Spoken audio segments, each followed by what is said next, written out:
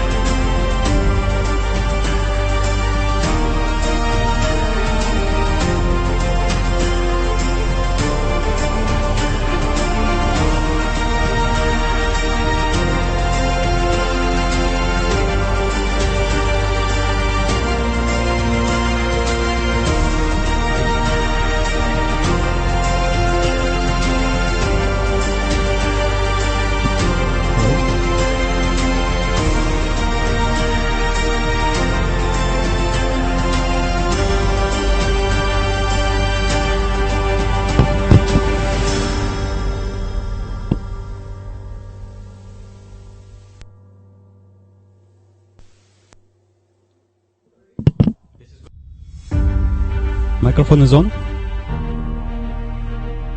Microphone is on. Yes.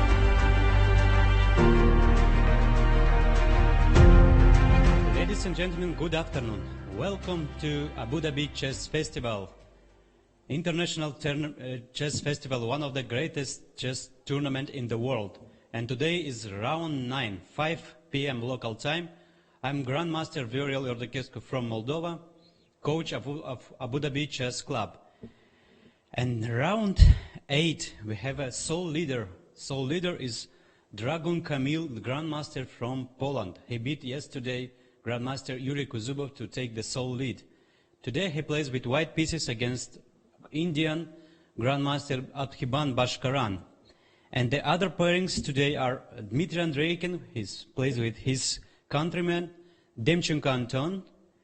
Van Hao from China, he plays one more Russian Grandmaster Predke Alexander.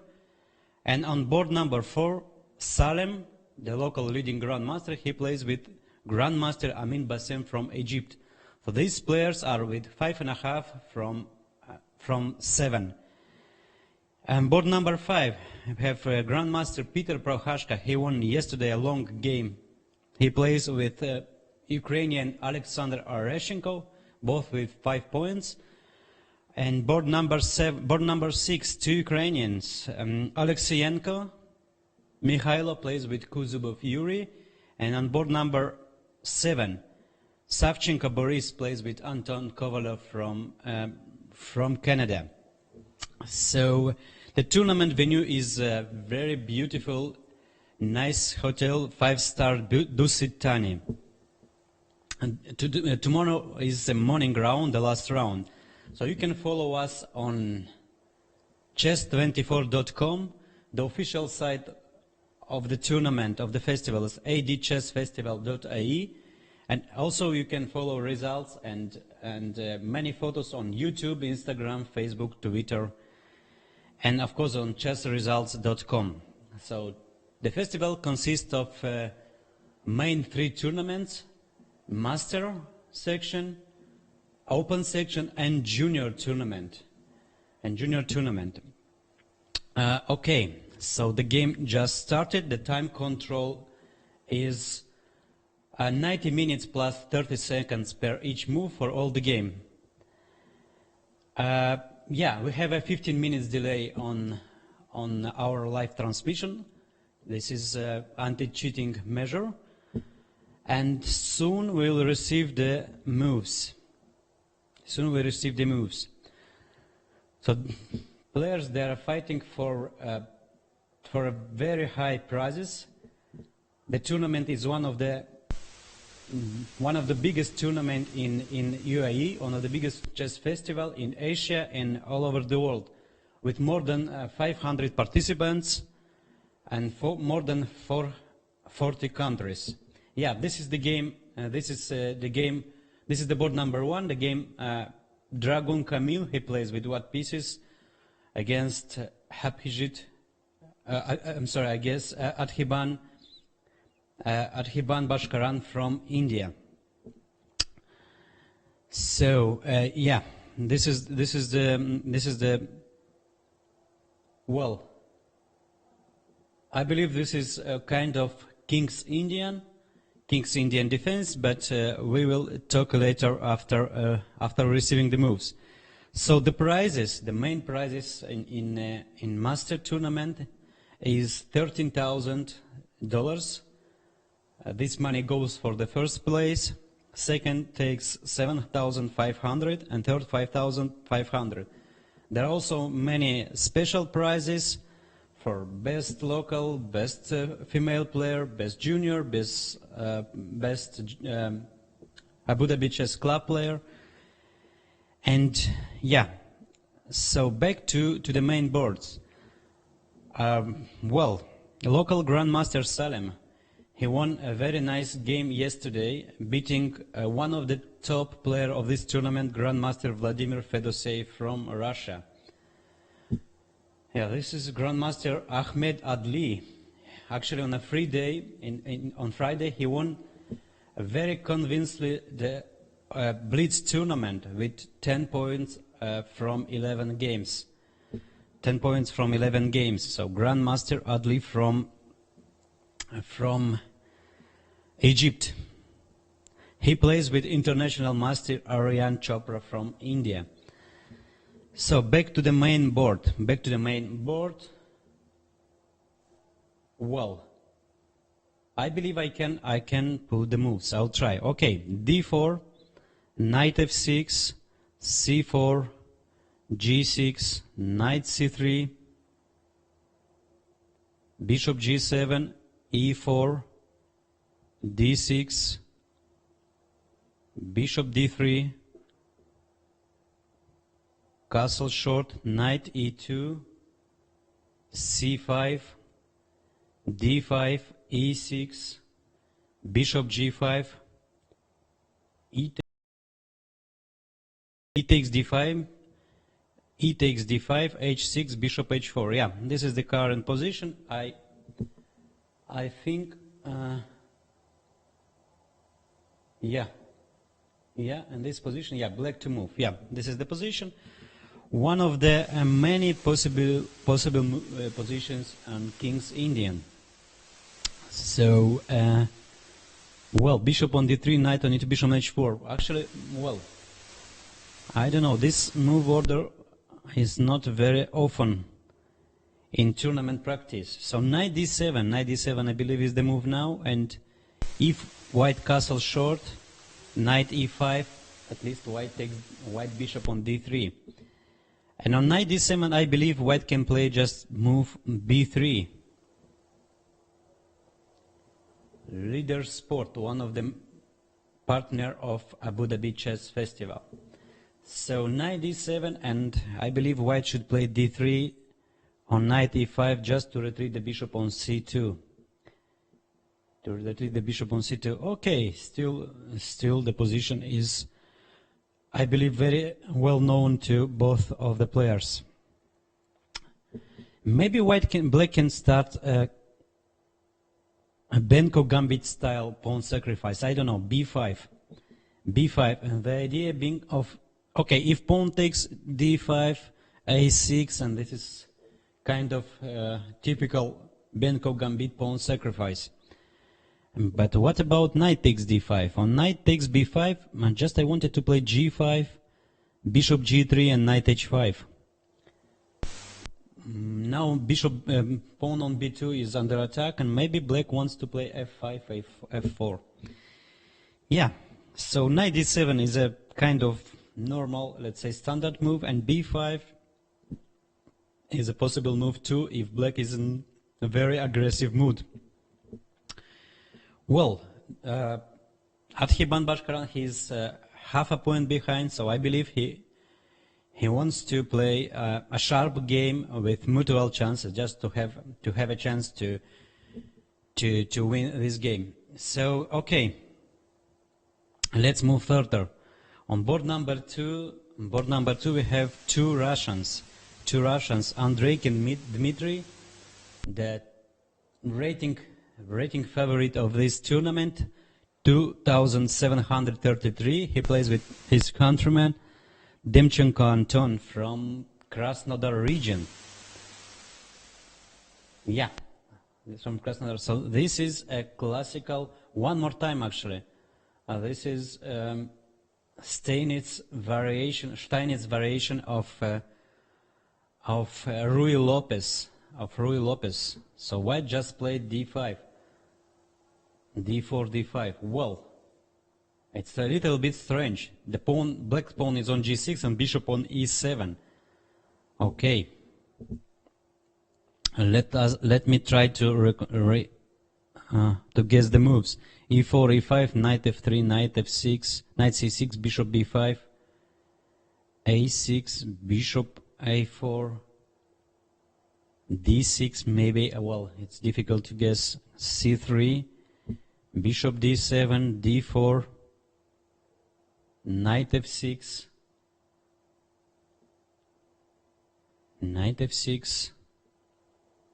Well, maybe instead of all, Black started to play knight f6, maybe d3, d6, c3, bishop d7, d4, g6, bishop e7, bishop e3. No, probably not this move order. Okay, soon we will have the moves. So back to the board number 1. Okay, maybe board number 3. Van Hao, he won his 2 last games. Yesterday he beat Grandmaster Alexander Bortnik from Ukraine, and now Van Hao is back for fighting for the main prizes. So just a half a point behind of the leader. Okay, so still have no moves. Van Hao Predke. Yeah, let's go to the main game. Board number 1, Dragoon with Adhiban. Now this is board number 2. Okay, board number 2 is the game Andreikin and Andreikin Demchenko. Okay, Andreikin Demchenko. Now let's go back to board number 1. Board number 1. This is the current position, and Adhiban is still thinking. So Grandmaster Dragoon Kamil, he surprised. Yeah, knight bd7, Adhiban chose, well, a normal standard move. No b5 today, no risky moves. No risky move. Well, actually, Kamil Dragoon, well, he's very interesting, and to me, yeah, f4, standard move, just to stop the move knight e5, and now it's not that easy, for black to create some counterplay. I don't know. I don't believe it's time to play g5 here.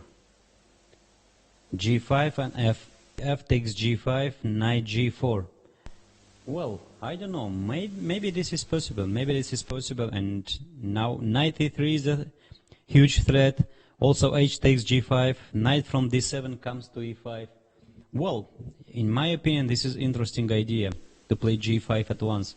Of course, white is not forced to take the pawn. White can play bishop g3 here.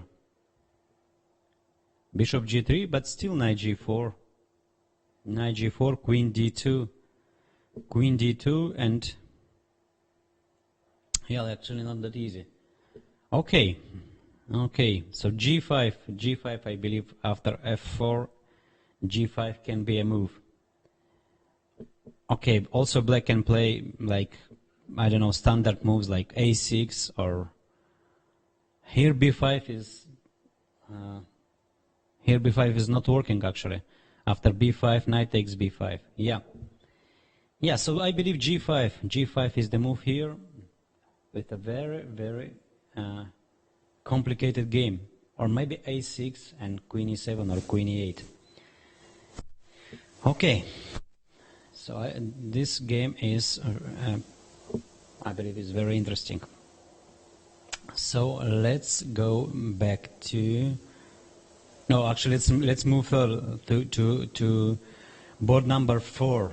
Board number 4, local hero, leading grandmaster Salem. He plays white pieces. He plays with white pieces too, with grandmaster Amin Bassem. Amin Bassem from Egypt. Yeah, this is the game Van Hao. This is the game Van Hao Predke. Board number 3, and yeah. We are on black on board number 4.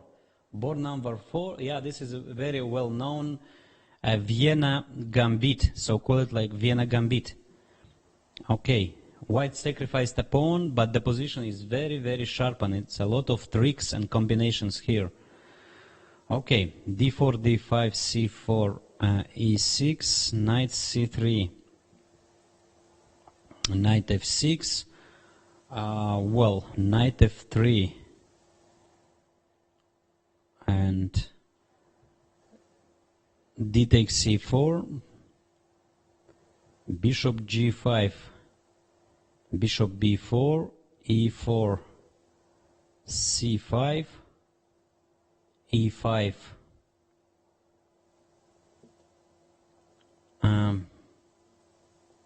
Let me try to e4, c5, bishop takes c4, c takes d4, knight takes d4,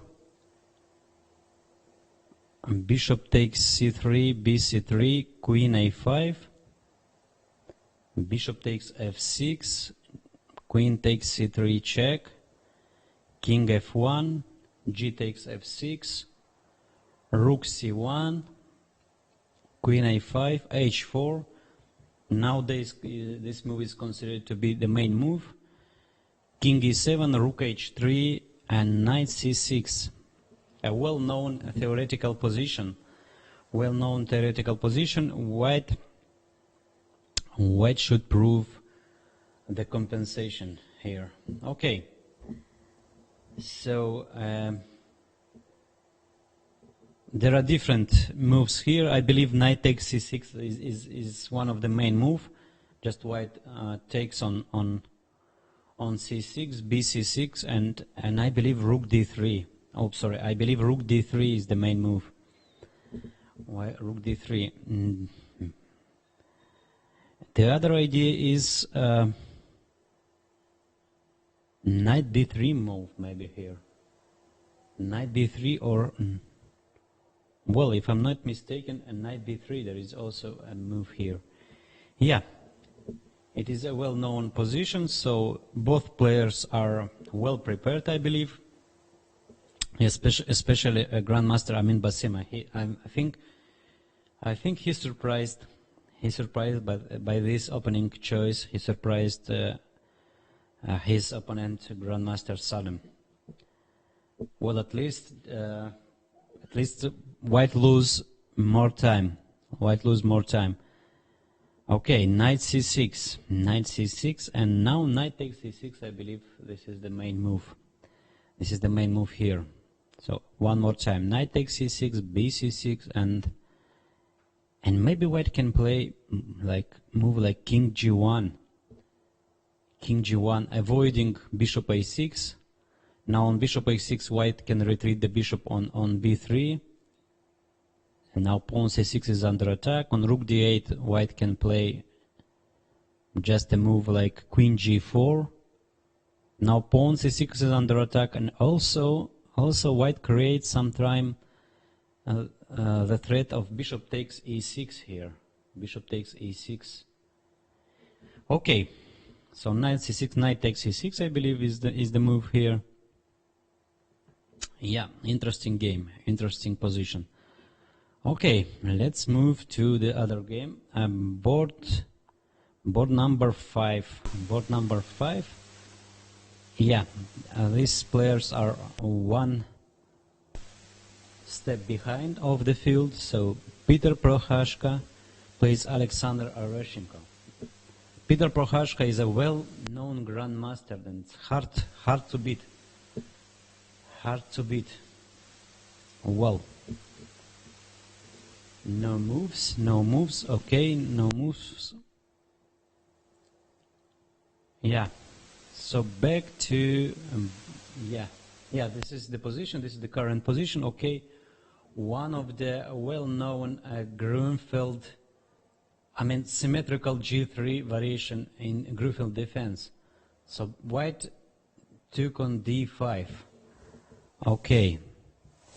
So D4, knight F6, C4, G6, knight F3, bishop G7. G3, C6, bishop G2, D5, castle short, queen B3, queen B6, knight C3, rook D8, rook D1, Bishop f5 and c takes d5. White played c takes d5. One of the many possible ways here. Well, actually, some years ago, I discovered the move 91 here. I don't remember exactly if in this position. 91. Just to keep c2 square under control and maybe one, and to put more pressure on d4, on d5 pawns. On 91, okay. Okay, so in this game, white took on d5, c takes d5. Okay, so now black can choose between queen takes b3 or let the white to decide to take on b6 or not. Okay, let's try. C takes d5, and now white can take on b6. For instance, queen takes b6, a takes b6, and I don't know, maybe bishop g5, and yeah, black cannot jump knight e4, pawn e7 is under attack, and if knight c6, maybe bishop takes f6, bishop f6, and e3. And e3, trying to play against bishop on f6. Well, I don't know. I don't believe white can achieve any real advantage from it. But okay, let's try e6 and maybe just a move like rook d to c1. Well, hard to believe in my opinion white can achieve something from this opening. Okay, c takes d5, and black can choose between c takes d5 or maybe queen takes b3, a b3, and even knight takes d5. Why not? Knight takes d5. Yeah, nothing wrong with black's position. Nothing wrong with black's position. Okay. Let's move back. Let's move back to the top board, to game number 1, board number 1. Dragon Camille, the leader of the tournament with 6 points out of 7 games, plays with Adhiban Bashkiran from India, and he played, Adhiban, he played g5. Yeah, probably actually it was the only way to create a counterplay, and white instantly played bishop g3 instantly. So 129 for white, and 126. Yeah, so g5, and one more time Bashkaran Adhiban followed my advice, and after bishop g3, he should decide to send the knight to h5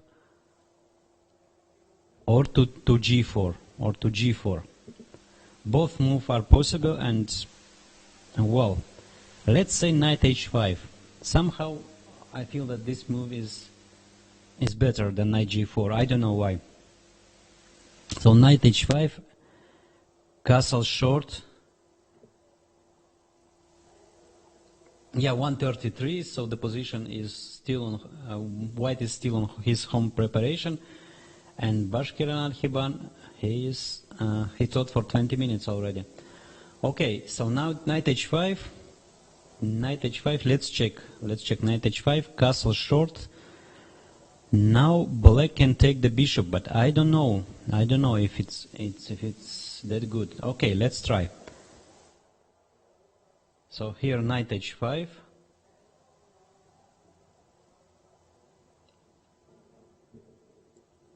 Well, I believe now we'll receive the board. Okay, now knight h5, castle short, knight takes g3, and now maybe just a move like knight f6, taking under control both square, f5 and h5. Yeah, after g5, bishop g3, I believe that knight h5 or knight g4 is the move. So yeah, so thank you for, so knight h5, castle short, and now black can choose between knight takes g3 immediately, or maybe just to play knight d to f6. Knight d to f6, at least black took all the scores under control. So f takes g5, h takes g5 back. Well, after queen d2, I don't know, in my opinion, white can achieve a very strong initiative on a king side. So now pawn is under attack. g4, of course, is a bad move because of bishop h4. Maybe black can play knight g4. Knight g4. Now queen cannot, obviously, queen cannot take the pawn on g5. And if knight e4, now it's a kind of double attack. So d6 is under attack on g4. Probably black is forced to take the bishop. Knight takes g3, knight from e2 takes to g3, and maybe a crazy move like f5. f5, knight takes g5, bishop d4 check. Oh yeah, finally black won. King h1 and bishop e3. And bishop e3 and black win a piece. And black win a piece. Okay. So after bishop g3, knight h5, I believe is the move. Okay, let's check knight g4. On knight g4, I believe that after queen d2, and maybe white can castle even long. One of the partner of our tournament is Rolex company.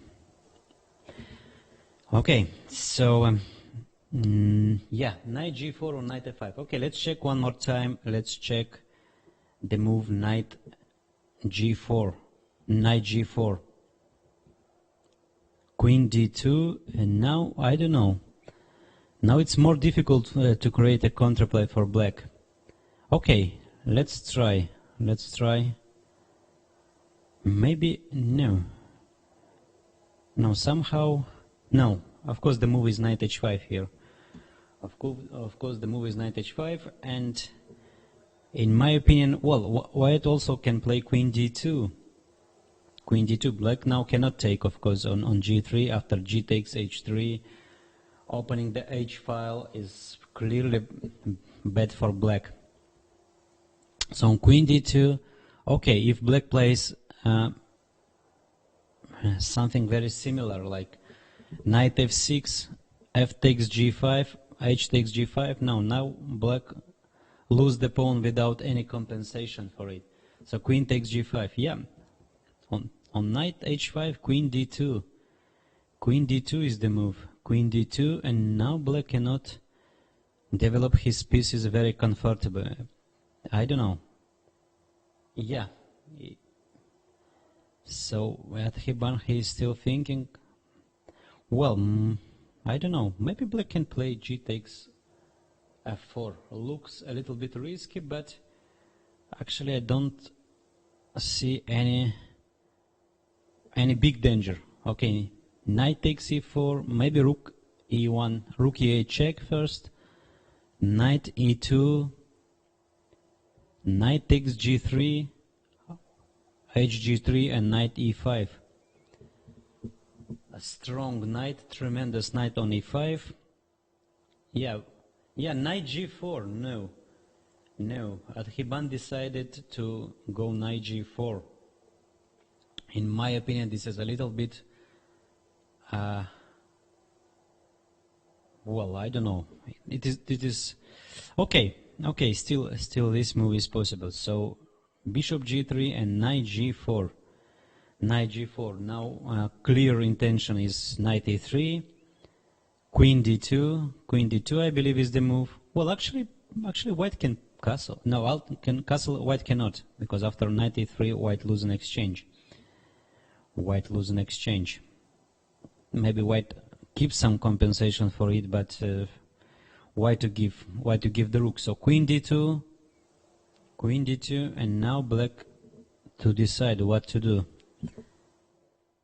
Okay, let's try. So if G takes f4, bishop takes f4, I believe. White cannot recapture by knight after the knight e5. Black's initiative is more than enough for damaged pawn structure. So G takes f4, bishop takes f4, and knight e5 move. Knight e5, now bishop, and okay, white can just castle short, and I believe white's position is clearly better.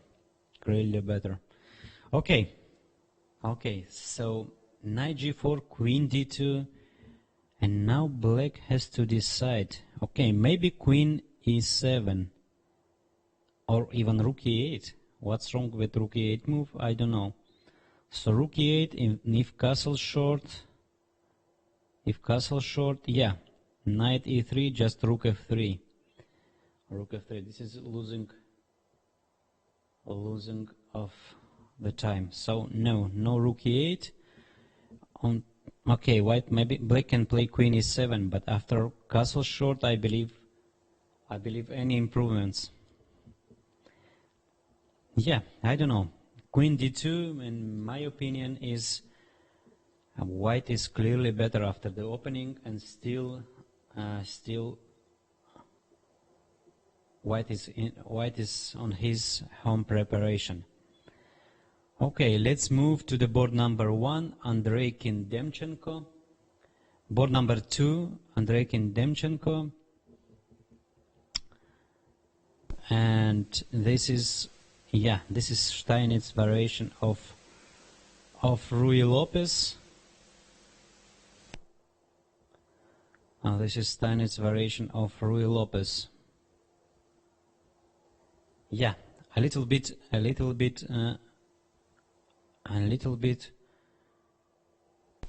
strange move order in my opinion. Bishop e3, knight g6. So now black's pawn is on g6, but bishop on e7. Okay. Knight b8, bishop c2, castle short, and c4. Yeah, this is the current position. Well, I believe it's time to make some conclusions after the opening. So, black didn't manage to develop his pieces very comfortable. So pawn is on g6, bishop on e7. Of course, black can play rook e8 and then bishop f8 and bishop g7. But first of all, it's losing on time, and secondly, I don't know if black really needs the bishop on g7. Maybe black can play the plan with knight h5, knight g7, or knight h5 and then knight g7, and prepare the move f5. Yeah, probably this is the plan. And white idea is very simple, just to play knight c3, b4, c5 to push. To create a weakness on the queen side. So this is kind of a King's Indian structure, and I believe that this particular position is clearly in white's favor. So I don't know. Maybe I'm wrong, but I think that this position is clearly better for white. Also, pawn on a6. Pawn on a6 can be a potential weakness, and also b6 square. Okay, let's try to create some counterplay for black. So knight h5, knight c3, white can delay castle. So now the move f5 is not possible because of e takes f5, g takes f5, and knight takes c5. White wins a pawn. So black probably should play knight g7 first, creating the threat of f5, and now white should to decide. Actually, it's not that simple. Maybe bishop h6 is the move, and now f5 I believe is too risky for black. E takes f5, g takes f5, and maybe white can play h3, creating a threat of g4, a standard Ruy Lopez, and also a King's Indian idea. King's Indian idea, and white cannot develop the knight on d7, so this is one of the problem. On d4, on e4, always knight d4, and white get a very strong square, and f4 of course is not the move. Leave white a fantastic square on e4. Maybe black can play bishop e8 with the idea bishop g6, knight d7, but after g4 I believe black is not in time. Black is just not in time. Bishop g6 and maybe rook g1, I don't know. In my opinion, white's position is clearly better. He is the first who creates the threats. So, yeah. So castle short, c4, knight h5, knight c3, and I believe knight g7, bishop h6. Yeah, actually c4. Black played long castle and c4, and now black is to choose the plan. Okay, instead of knight h5, maybe knight g4, attacking the bishop on bishop d2. I don't know. Can black play f5 here or not? f5. Well, e takes f5, g takes f5. No, black played a6, a5 with a very clear and standard idea to send the knight to c5. Knight b8, a6, and a6, c5, attacking e4 pawn. Yeah, this plan is okay, but I believe this is a little bit too slow. This is a little bit too slow in my opinion. So after c4, black played a5, knight c3 is the move, I believe, knight a6, and maybe white can, yeah, knight c3, this is okay, and knight a6, and maybe white can start a kingside attack by a6 move, knight c5, and g4. And g4. Yeah, this is actually it's normal King's Indian position, but black's bishop instead of g7, the bishop is on e7. So if the bishop is on g7, okay, I don't know, I can't move the bishop, yeah? We reach a very standard position from King's Indian, and bishop on e7, I believe is just doing nothing. I mean, yeah. So white is clearly better, in my opinion. Okay, let's move to the board number 4. Board number 4. The variation Vienna variation with pawn sacrifice. Grandmaster Salem, who actually is doing very well in this tournament. Yesterday he beat Fedoseev from Russia in a very nice attacking style in anti-Moscow gambit of Slav defense. And today is one more. Yeah, you can follow us on YouTube, Instagram, Facebook, Twitter, and of course on official site. Yeah, after knight c6, white took on c6, b takes c6, send the rook to c3, rook h3 to c3. Black played rook d8 and queen f3. Queen f3. Okay, I believe it's too early to make some conclusions on this position. Still, it's a kind of home preparation for both players. So white's idea is to play king g1 and to play then bishop b3 to attack the weakness, to put more pressure on the weakness on c6. Well, maybe one day white can start a kingside attack by the move queen f4, rook f3. Okay, queen e5 is always. I believe white is full compensation here for the pawn, for sacrificed pawn. I don't know, maybe white can hope for some advantage, but definitely it's more than enough compensation. more than enough compensation for a, well, I may say for a half a pawn. Pawn on c6 is a weakness. So king g1, bishop b3. White's next two moves are easy to guess. And okay, maybe black can change these bishops by bishop a6, bishop a6, bishop takes a6, queen a6, and king g1. And king g1. Now pawn c6 is under attack, and if black defend the pawn by simple move rook c8, maybe white can create some threats against a7 pawn by playing rook a3, queen b6, and rook c4, and rook c4, and the rook a4. No, I believe this is not that dangerous. This is not that dangerous.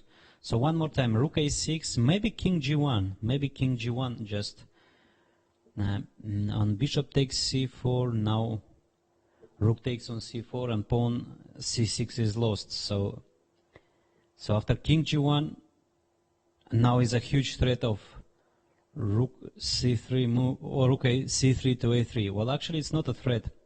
It's not a threat. Black can play rook c8, and if rook a3, queen d2, attacking c1 rook.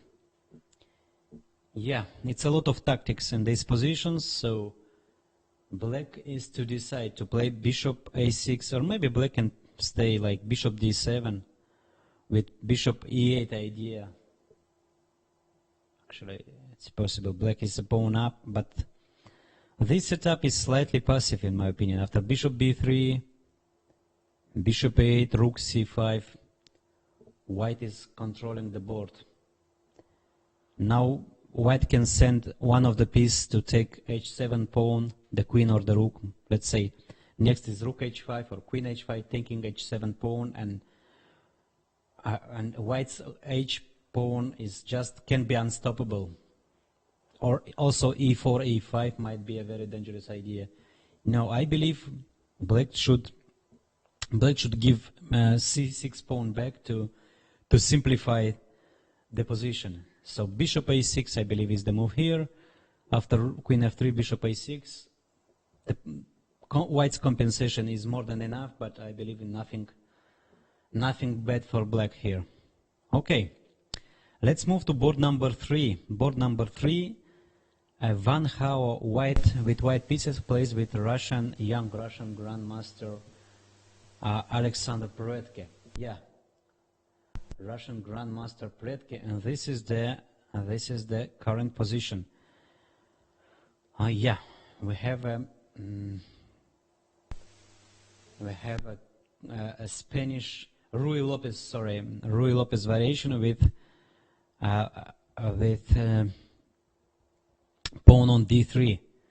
So d3, d6, c3, castle, knight d2, b5, bishop c2, rook e1, black played bishop f8, rook e1, bishop f8, and now d3, d4, and here black to move. Okay, the position is not new, of course. There are many games played with this kind of position. Here black is to choose.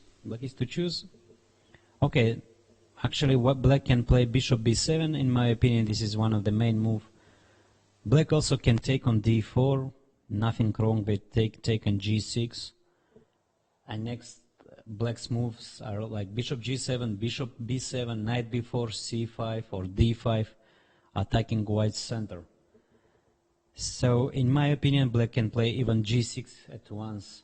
G6, and if d5, knight goes to e7 or to b8. Okay, after b3, c6, c4, white keeps a very strong pawn on c4, and this is actually the position of Zaitsev variation in Ruy Lopez defense. Yeah, the position is perfectly playable for both players. So I don't know, bishop b7 here, bishop d3, knight d7, bishop goes to a3 or to b2 to a3. I believe this is the move. Well, the difference is white didn't play h2 h3. White didn't play h2 h3, but played c3. I mean d3 d4 in two moves. So, well, no big difference. No big difference. So g6 is transposing to kind of Zaitsev variation of Ruy Lopez defense. By taking on e4, cd4 and g6 is the other option black can choose, and playing bishop b7 or after taking, leading to maybe some very similar positions. I believe that black cannot break the center with d5 move now. d6, d5. It's too premature. After e takes d5, queen takes d5, knight e4, white is simply better because queen on d5 is a piece that can be easily attacked. Okay, so black to choose, black to choose the variation. Yeah, so dragoon at Hiban. Back to the board number one. Back to the board number one. Who knows? Maybe today we'll know the winner of the tournament. Actually, so Dragoon, he plays with Kamil Dragoon from Poland, the leader of the tournament. He plays with Adhiban Bashkaran from India. So knight g4, he played, and white played. Yeah, no. White sacrificed in exchange. White sacrificed in exchange. Wow. Wow. Okay, it was my suggestion too, but wow. This is really wow. And still I believe white is on his home preparation. Otherwise you'll never give the rook. You'll never give the rook in such an early stage. So castle short. Wow, it's really a shocking move. So white just ignore black's threat. White just ignore black's threat and give the black the possibility to take the rook, to take the exchange. Okay, knight e3, queen d2, knight takes f1. These moves are more or less forced. Rook takes c1, rook takes f1, and now black to move. Okay, black is a exchange up. Black is exchange up, and no real threats. Okay, f takes g5 is a threat. And what about the move knight f6? Maybe black can give back the pawn, or maybe not actually. G takes f4, g takes f4, and if knight takes f4, knight e5, knight comes to h5. Nice compensation. Nice compensation, and I believe that it's a very interesting sacrifice, a very interesting exchange sacrifice. Yeah.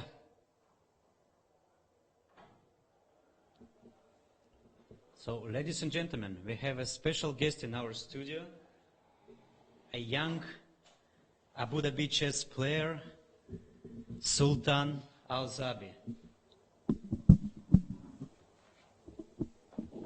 He just finished his game. Yeah. Hi. Hi. Yeah. So, can you share us some impressions of this tournament, of your play in this tournament? Yeah.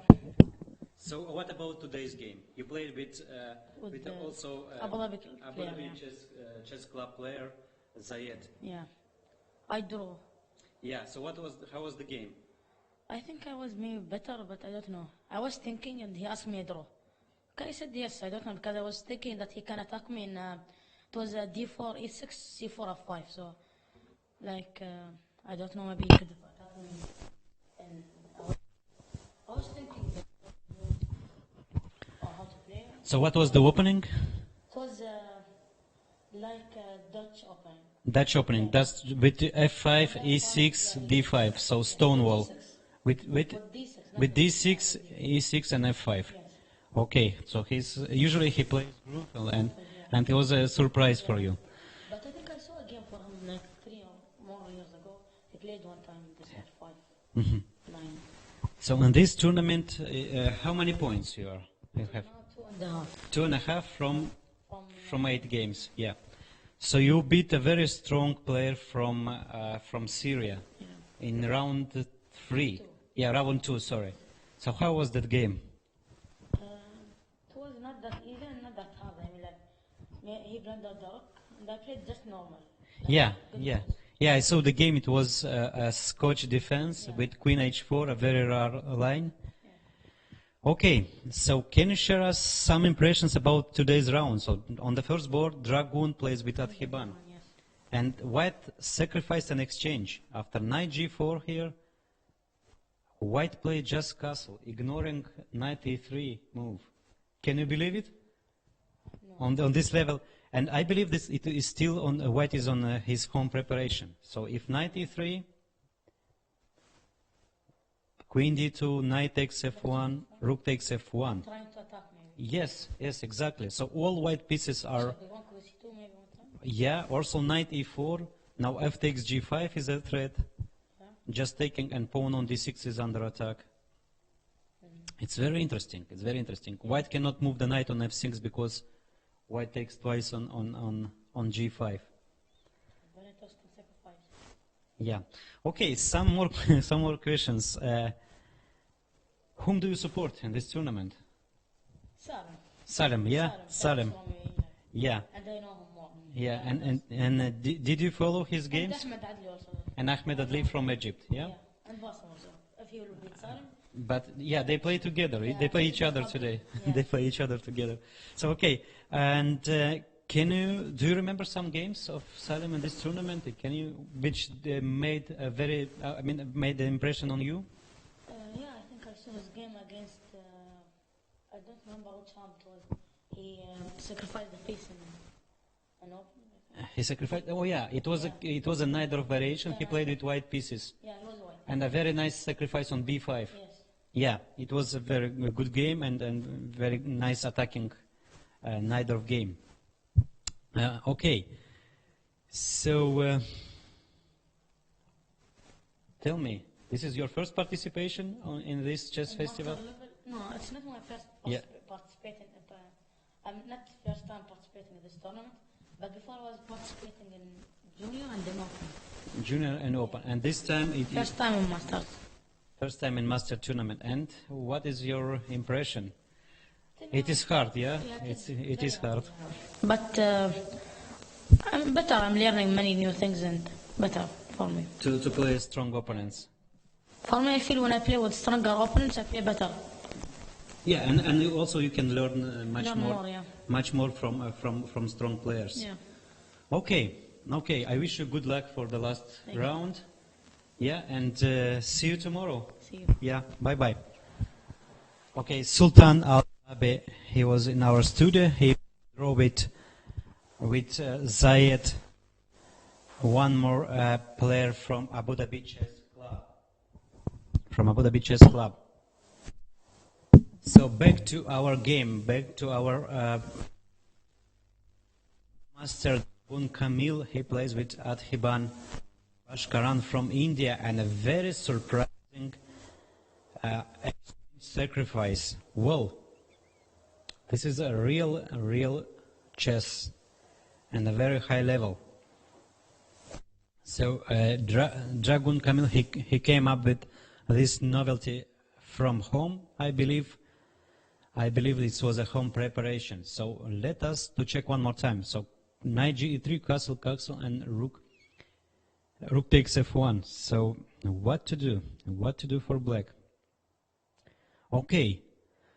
The general rule says that if you are under attack and you have material, just give some back. Give some back.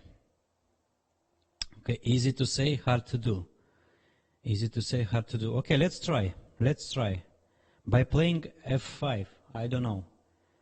f5, f takes g5, otherwise after move g4, black simply block the position. So f takes g5, queen takes no, actually on queen takes g5, white can choose between taking on g5 and bishop d6, or just bishop f4 move, followed by knight g3 and f5 pawn falls. Yeah, Adhiban, he's still thinking to take or not to take, but in my opinion, no real choice. No real choice. Black should take the exchange. Black should take the exchange, otherwise white is attacking with equal material. So a strong player is a greedy player. This is one of the very important chess rule. So if you want to win a game, you should take material. Okay. So one more time, and knight takes f1, rook f1, and f5. I don't know.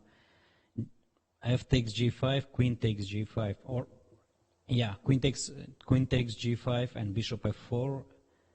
I believe white's compensation is huge. Well, yeah, this is the game of Van Hauer Predke, but nothing important is happening here, and my suggestion is to turn back to the main board, to the board number one. And here it's just a calm Rui Lopez. Yeah, this is the most important game, and actually the most interesting one. The most interesting one. White is sacrificing and a full exchange. No, to my big surprise, black didn't take the exchange.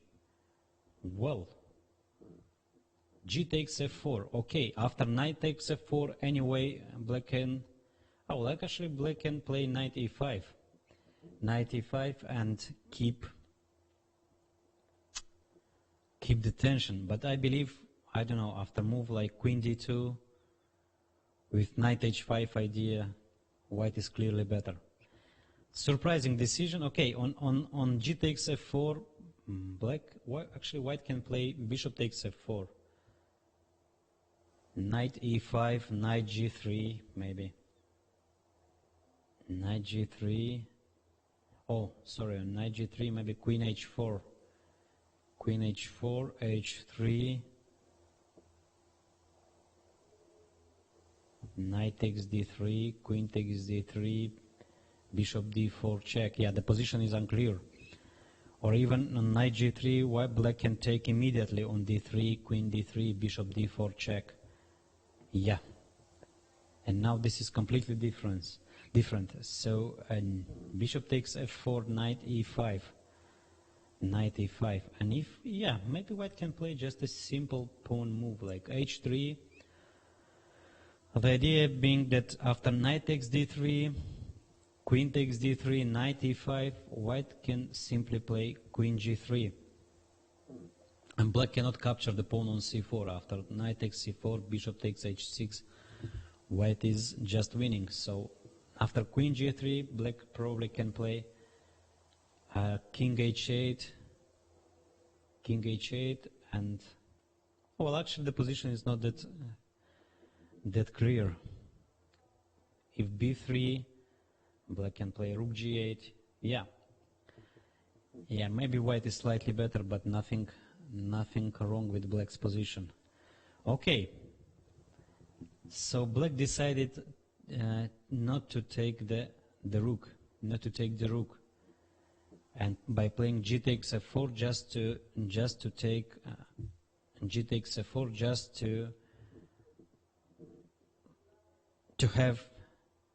free the e5 square for the knight. Well, very interesting game. Okay, let's move to the other games. So g takes f4, and now white can choose between knight takes f4, bishop takes f4, and even rook takes f4. Actually, nothing wrong with rook takes f4. Rook takes f4. Yeah, rook takes f4. It's perfectly playable. Knight e5 and just I don't know, maybe just a simple move like h3 here.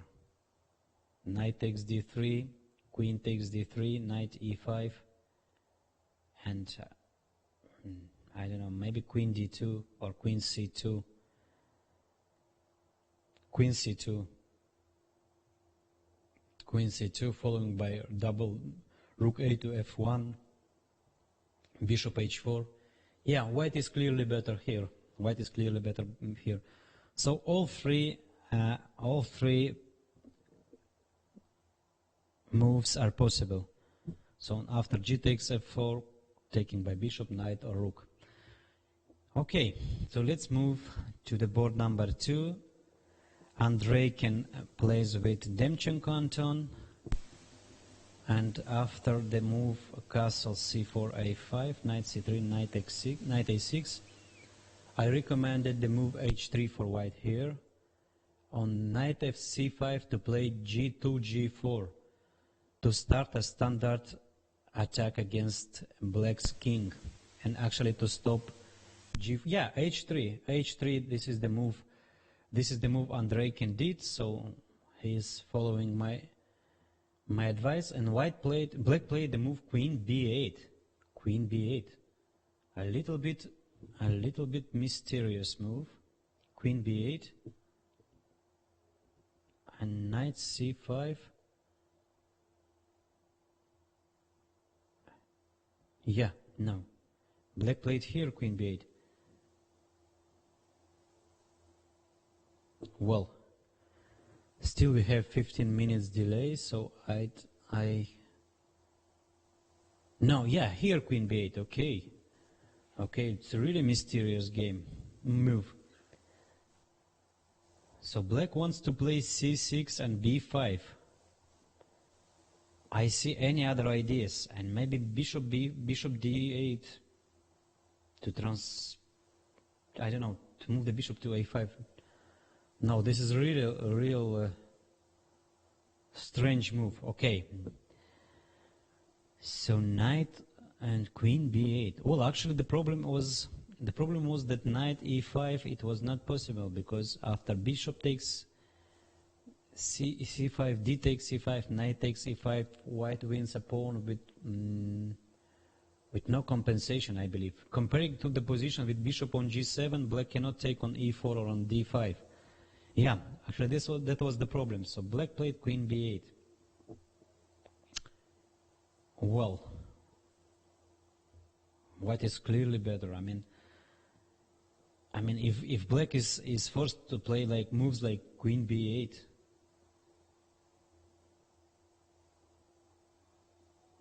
white can just simply play g4, okay, c6. This is the only way to create some counterplay.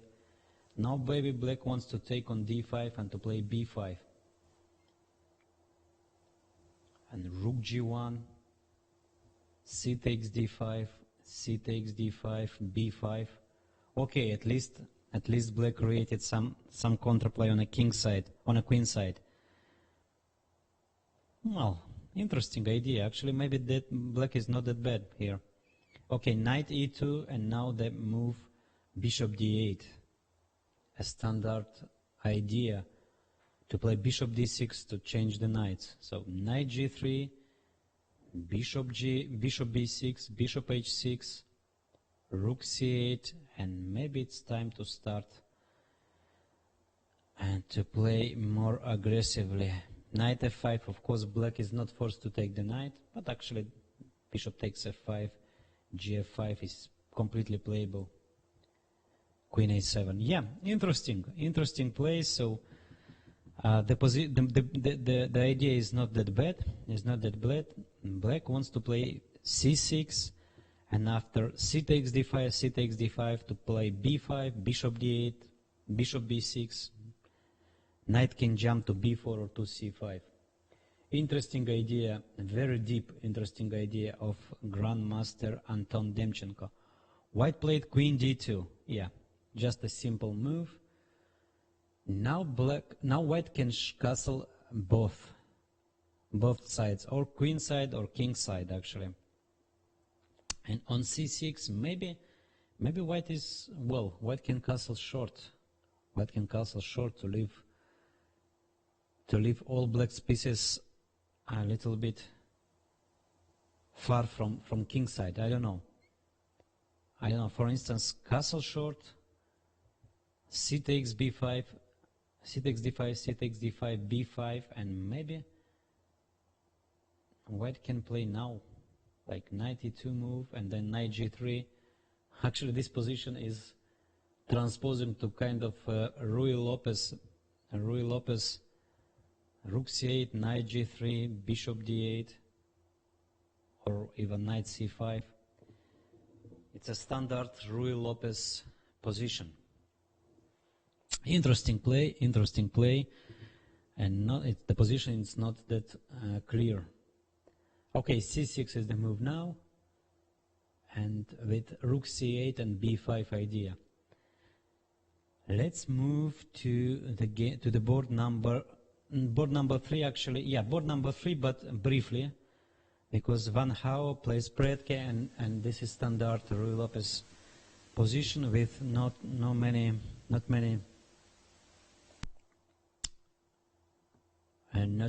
original ideas. Okay. After d4, black played bishop b7. Bishop b7. Yeah, one of the many possible ways here. So board number 3.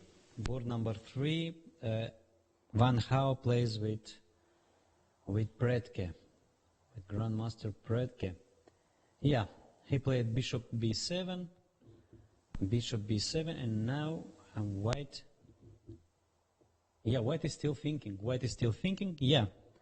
So there is a choice. There is a choice to play knight f1, knight g3, standard idea, like knight f1, but I believe maybe black can play d5 here. I don't know. Okay, b5, bishop g5. It's real difficult to calculate. Or white can play d5 and transpose the game to let's say Zaitsev variation structure. So d5, knight e7 or knight b8, and now b3, and on c6, c4. Also playable. In my opinion, d5 now is, well, I'll prefer d5 to play. I'll prefer to play d5 and to transpose this game to a Zaitsev variation. After knight b8, b3, c6, b4, c4, knight d7. White can play or rook b1 or bishop d3 to play bishop f1 or a4 or bishop a3. Many moves here are possible. Yeah. So a pleasant choice for white to play knight f1 and or d5. Okay, let's move further to the game board number 4. So Van Hao is still thinking over his plan. So d5 or knight f1. Okay. Of course, other moves are possible, like a4 or b3 to prepare bishop b2 move, and a4 to play bishop d3, or even h3. But actually, of course, no need of move h3 now. Yeah, so let's go to the board number 4. Board number 4, Grandmaster Salem. He is playing with a Grandmaster Amin Bassem from Egypt. Board number 4. One more interesting game of the round. White sacrificed a pawn in a well-known Vienna Gambit, so-called Vienna Gambit, and Queen f3. Yeah, this was the position. After Queen f3, and here black can choose between bishop a6 and bishop d7. In my opinion, these two choices.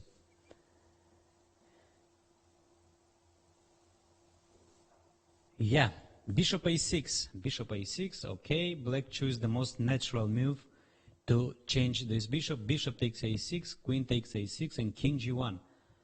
Yeah, this was my recommendation. This was my recommendation of. And now rook c8. Rook c8, or actually maybe rook d6. Rook d6 deserve attention to double the rooks on a d file. And if white play e5, d takes e5, rook takes c6, rook takes c6, rook c6. White's initiative is very strong, but I believe maybe not more than equality, than equal game. Well, actually, I don't know, maybe more. Maybe more. Queen b7 is not possible. Rook takes e6, white wins the queen. Okay, queen b5 is not possible too. After rook c7, white wins. The only move is queen a5. The only move is queen a5. And now white cannot attack. Well, after rook takes e6, it's not, black is in any danger in this endgame.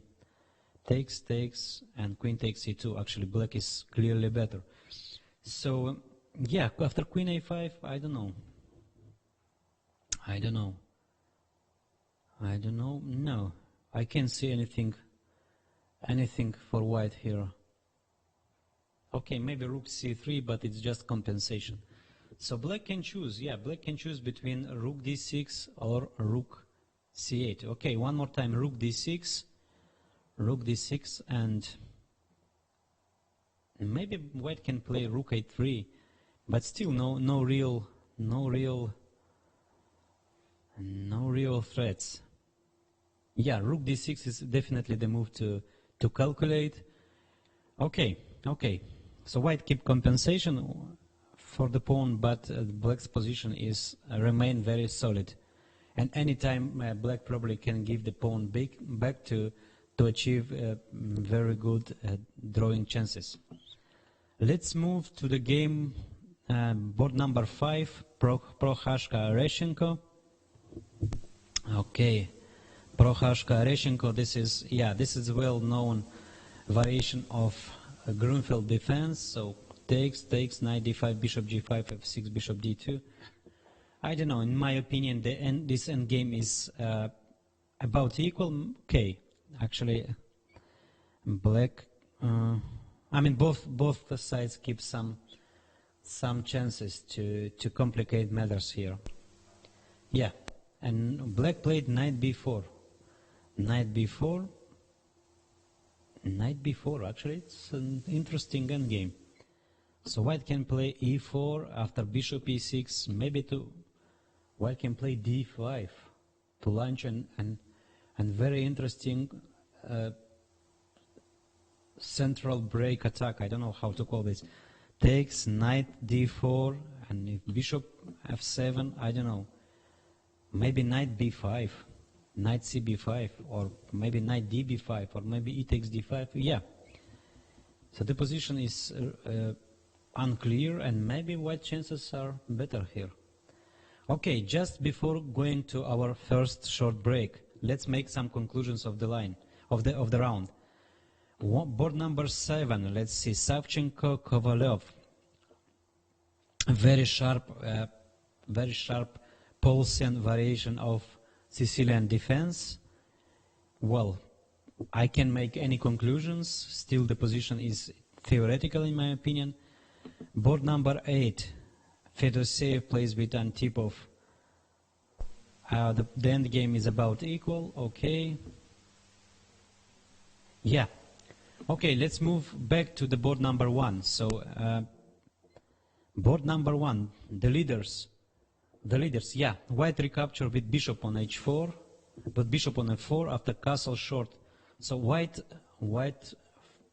sacrificed an exchange. It was probably home preparation, and black didn't take, So black played g takes f4, bishop takes f4, knight d2 e5, and bishop c2. Bishop c2, nice move. Black cannot capture on c4. After queen d3, it's a double attack. Mate on h7, knight on c4. After bishop c2, white keeps better chances, and not only to win this game, but to win the tournament. So white is clear advantage in my opinion. Black's kingside structure is damaged, and e5 square is not enough compensation for it. So Dragon Kamil from Poland, he keeps very good winning chances, in my opinion. Okay, on board number two, Grandmaster Andrei can place his countryman Demchenko Anton. I believe white is better. White is better in this position after Queen B8, but okay, all pieces are on the board and Black keeps some chances. And board number 3, Van Hao Predke is just a beginning. Is just a beginning, and the position, in my opinion, is just the beginning. So it's standard Rui Lopez structure. The chances are equal. Board number 4, Salem. He sacrificed a pawn and a well-known Vienna Gambit, and I believe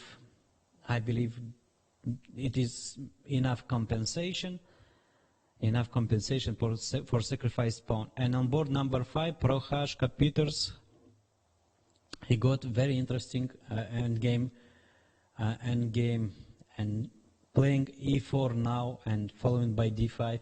I think he can take the initiative. Okay, now we are going for a short break. Stay with us.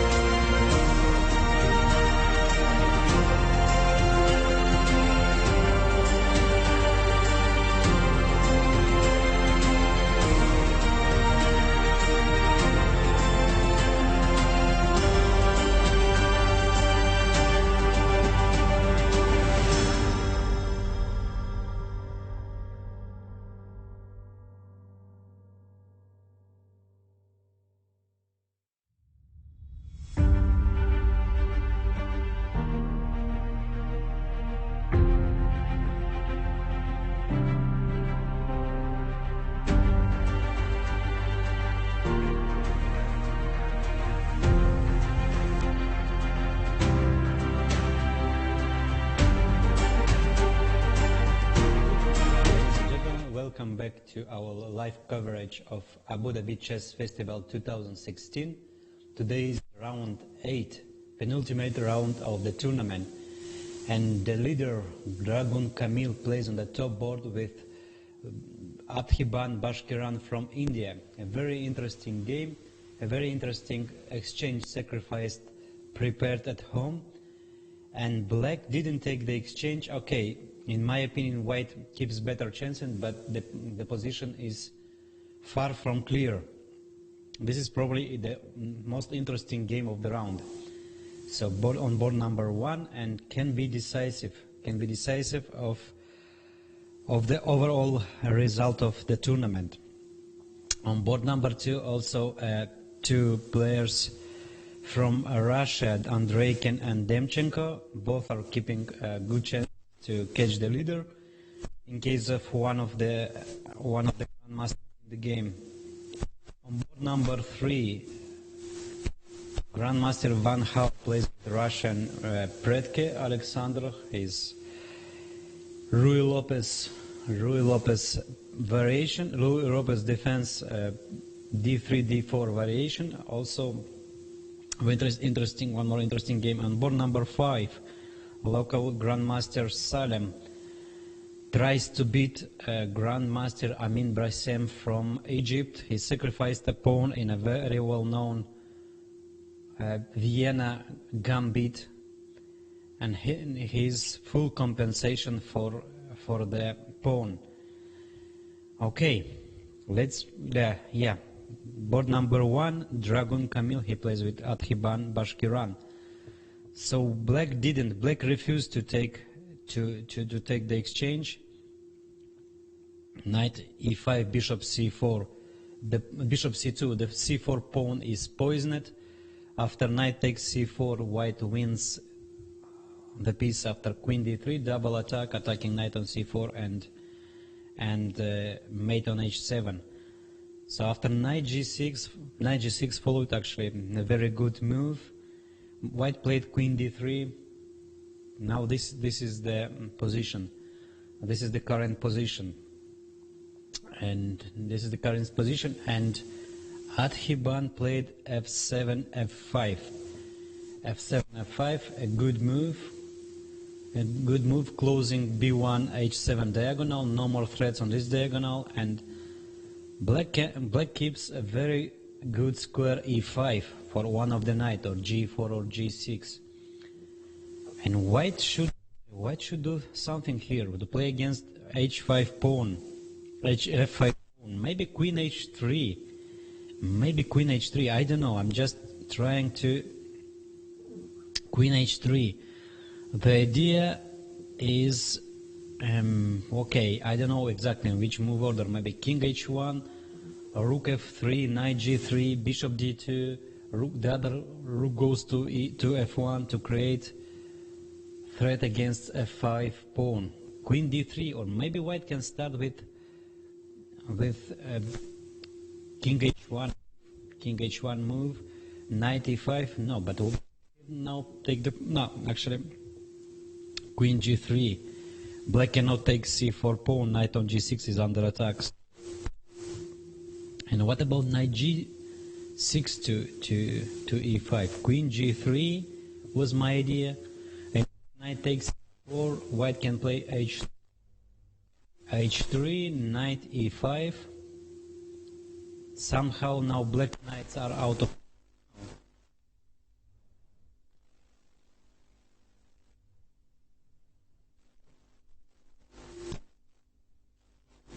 h1 prophylactic, I believe, can 3 actually. Nothing wrong with the move queen g3.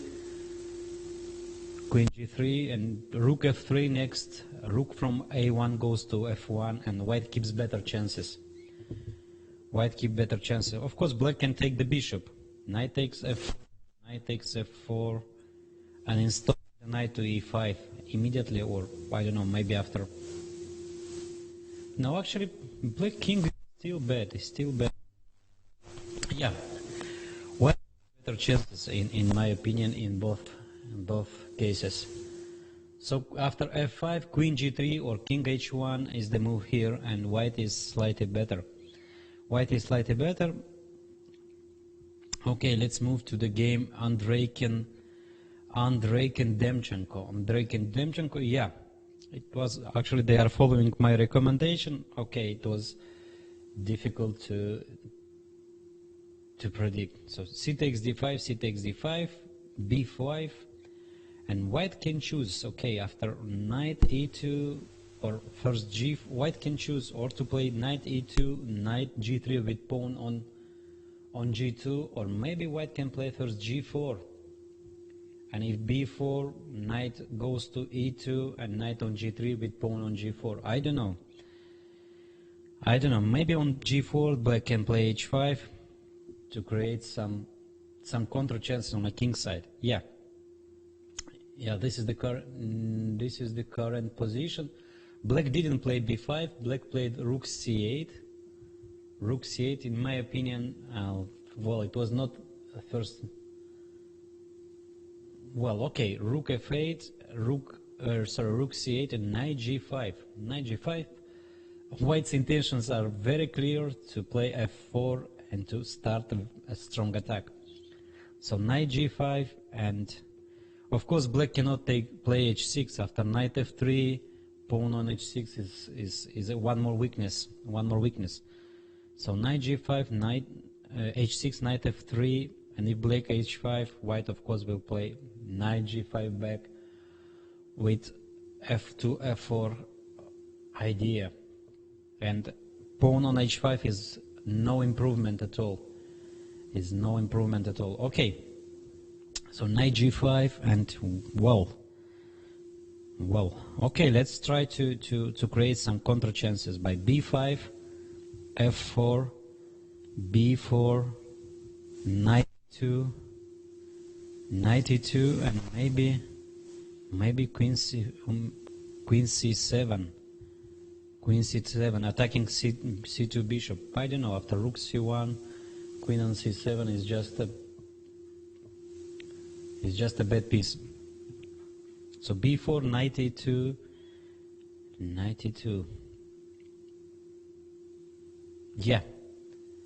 Yeah, this position is clearly better for white. So pawn on g6 is a weakness. So knight g5, a very direct approach, and actually it's a strong move. Knight g5, strong idea, and f4. Yeah, white keeps better chances. In the game Andreikin Demchenko.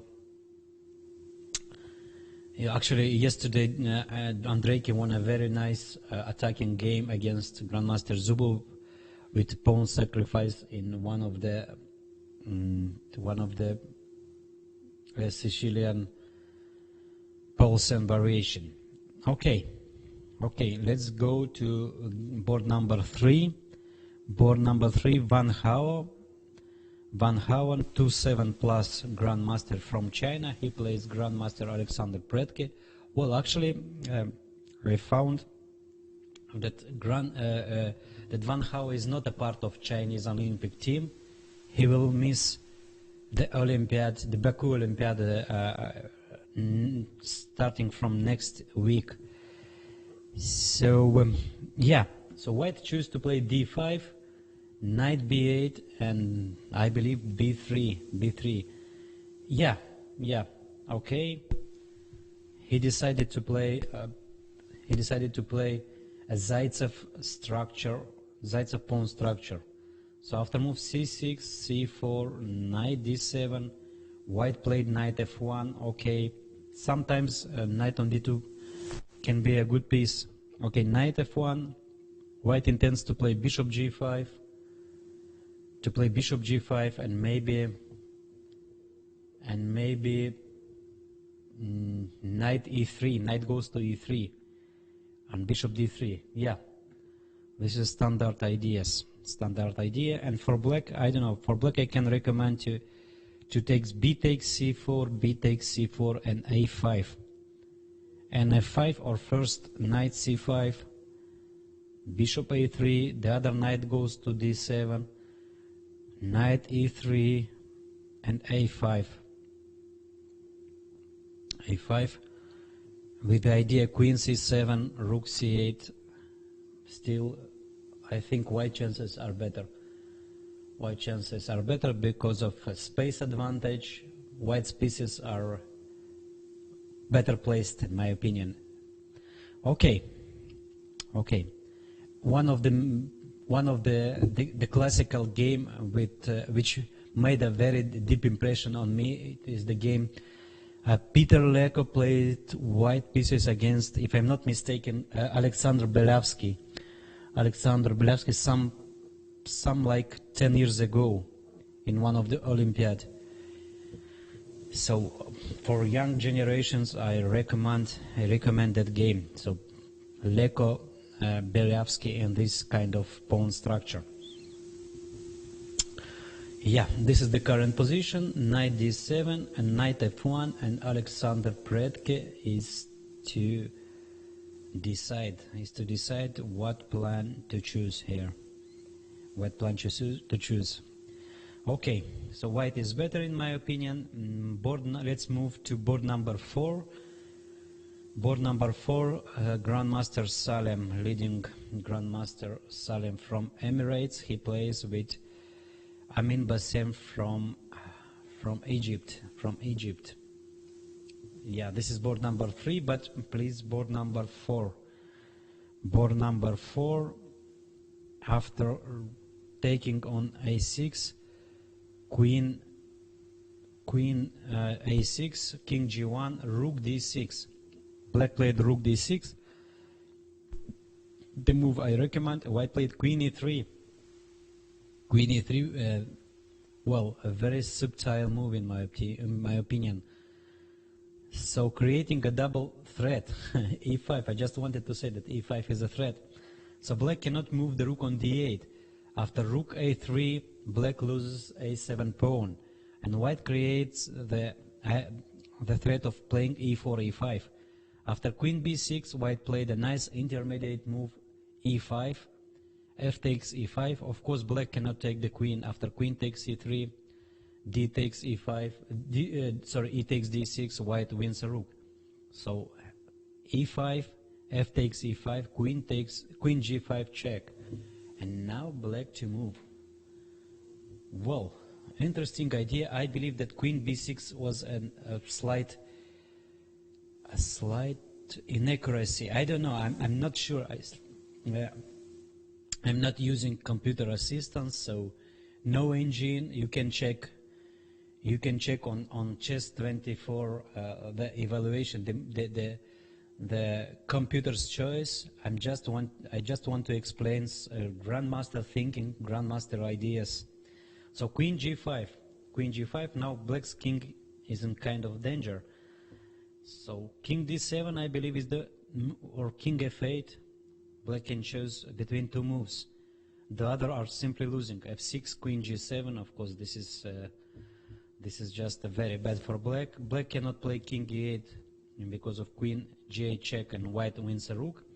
So king d7 or king f8. Okay, on king f8, white can play rook g3, creating very unpleasant threats. Queen g1 first of all. Maybe queen takes e5. No. I believe king d7. Is the move here. Queen f6, or maybe queen takes e5 immediately. I don't know. Okay, let's try. Queen f6, rook f8. I see any other moves for white here, and maybe move rook b3. So black probably cannot leave square b7, so let's say queen c7, and rook b1 is maybe just winning for white. Yeah, it's just winning for white. So after rook b3, well, black is in very big danger. Queen a6 and rook b1, same idea with irresistible threat, is a irresistible rook b7 move. Yeah, So black is in real danger. Black is in real danger after queen g5 check. And black is real danger. So queen g5 and king f8. After king f8 or king d7, in both cases, white keeps very good attacking chances. Very good attacking chances. Okay. Okay. So one more game. Yeah. Board number 5. Board number 5. Prohashka. White Peter Prohashka plays with Alexander Areshenkov from Ukraine. So yes, white played e2, e4, not on the first move, but later, still, this is a good move, and black played bishop g4. This is a correct decision. This is the right decision. After bishop e6, d5, white, I believe, take the initiative, and white chances are clearly better. So bishop g4, black played bishop g4, and white played just rook a to c1. Well, in my opinion, a little bit slow. This move is too slow. So, energetically, like d5 maybe. I thought this is white's idea. E takes d5, and now h3 is the threat, later knight d4, somehow to explore e6 square and e7 pawn. I don't know. Okay, rook c1 is, I don't know, maybe it's, okay, the move is okay, but it's too slow. d6 was, in my opinion, a better choice. And after rook c1, now black is to play. Okay, most probably, let's try first to understand why black cannot take the pawn. After bishop takes f3, or bishop takes f3, rook takes d4, just knight d2. Knight d2, white wins an exchange. So bishop takes f3 is not possible. Maybe knight a6. Yeah, actually, yeah. Alexander Reshenko just played move knight a6. Now bishop takes f3 and rook takes d4 is a real threat. White, of course, can defend the pawn by bishop a3 move. And the position is maybe about equal. Yeah, it's about equal. Maybe black can play even a standard Grunfeld move f6, f5 to open the bishop and also to take d5 square for the knights. So in case of e5, knight c7, white controls d5 square and his chances are no way worse. Yeah, interesting. So bishop e3, f5 and black's position is fine, I think. Okay, white can play h3, bishop takes f3, bishop takes f3, but after move like knight c7, chances are about equal in my opinion. Later, black will take f takes e4 and installing one of the knight to very good to a blockading pawn, blockading square d5. Yeah, in my opinion, the position is about equal. Okay. Okay, some more games. Some more games on board number 6. Board number 6, two Ukrainians, Mikhailo, Alex. Yeah, I believe that Prohashka is thinking to play bishop e3. Honestly thinking, I don't believe. Yeah, board number 6, Alexienko Mikhailo. He plays with Yuri Kuzubov, both from Ukraine. Well, this is the current position. After, I believe it was a Philidor defense, if I'm not mistaken. Yeah, it was a Philidor defense. Well, yeah, classical Philidor. E takes d4, not the move, and knight b6. Yeah. One of the many possible lines in Philidor. F4, rook e8, white is very aggressive. Bishop f3, knight d7, b3, bishop f8, knight b5, knight c5, e5, knight c3. The idea behind this move is on e takes d6, black plays c6, and black's is just better. White, of course, played on after knight a6, bishop a3, attacking this pawn, d6 pawn. So white actually intends to take now e takes d6 or not. Actually, I'm not that sure. But okay. Okay, let's try. Okay, the move he wants to play is d takes e5. D takes e5, bishop takes f8, rook a takes f8, f takes e5, and maybe queen e7, and maybe just queen e7. Well, nothing bad in black's position. Rook e1, maybe white keeps some slight pressure. Black cannot develop the bishop on c8. c6 is not the move he wants to do. After knight d6, white knight on d6 is just a tremendous piece. Okay, so c6 is not possible. Maybe white can play knight c5 back with bishop e6 idea, rook d8, and okay, in my opinion, the position is about equal. Nothing bad in black's position. So d takes e5 is the move to consider here, and I believe that the chances are about equal. Okay, let's move to the other games, to the other board number 7. Board number 7, Savchenko Boris plays with Anton Kovalev from Canada. One more Polish variation, this time a classical one. I mean, so-called English attack in Polish variation. Actually, I don't know if this is an official name of this opening of this track, of this variation. Knight b3, the main move here, b5, king b1, one of the many possibilities here. Bishop e7, queen f2, bishop b7, bishop b6, queen b8, knight a5, castle. Yeah, this is the current position. Rook h1 to g1, h1 to g1, move, wall.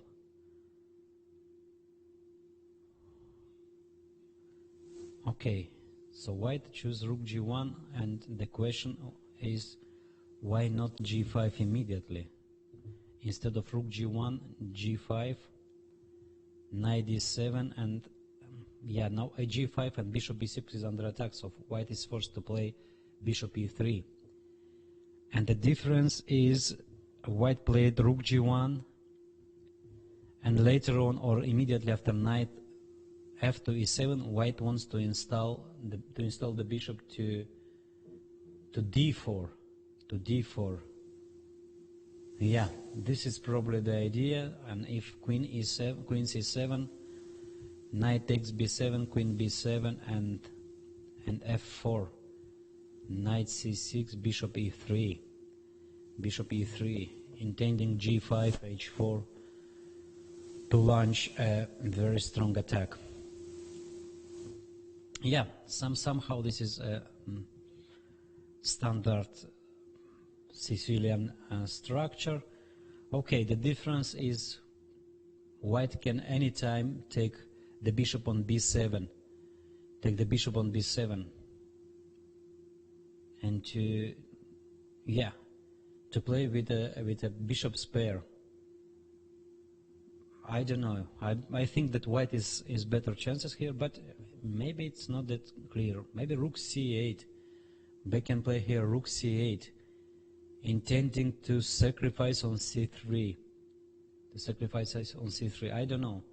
Okay, let's say g5 after rook c8, g5, knight d7, bishop d4, Maybe knight c6 black can play. Knight c6 and on knight takes b7. What about the move knight takes d4? Knight takes d4. It's a kind of pawn sacrifice. Knight takes d6. Bishop takes d6. Oh yeah, and white cannot recapture. Queen takes d6, bishop c5. White lose an exchange. After queen d7, bishop g1, and I believe no compensation here. And if rook takes on d4, and if rook takes d4, same move, bishop c5, wins an exchange. So white cannot take on b6. So after knight c6 on b7, knight takes c6, rook takes c6, and f4 or g4 or h4. I don't know. Maybe h4, not too weak as e4 pawn. This is a standard position of a Sicilian opposite castle attack. So the chances are mutual. Let's say b4, knight d2, a5, intending to play bishop a6 and a4. I don't know. Chances are equal in my opinion. Let's say g5, h5, e5, bishop e3, and a4. Yeah, it is standard attack. Okay, knight c1. Maybe white keeps slightly better chances. White keeps slightly better chances here.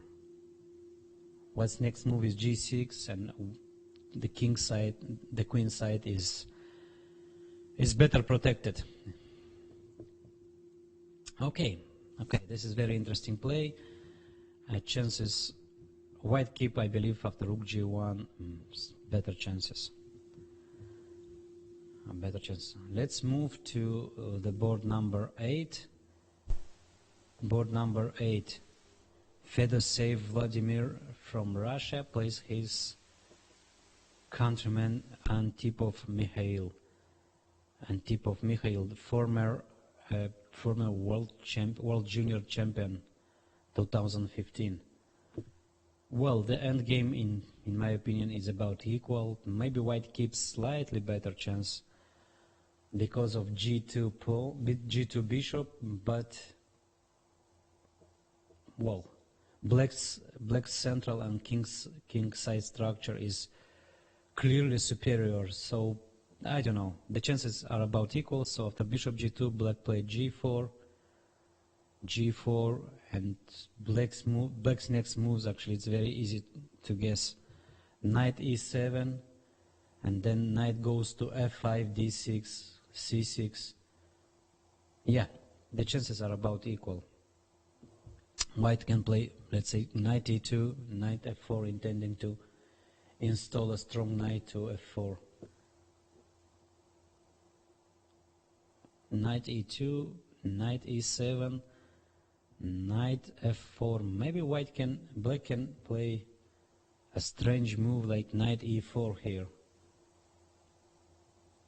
And if bishop takes e4, d takes e4, black's attack on h5 against white king can be dangerous. Let's say king f1, knight f5.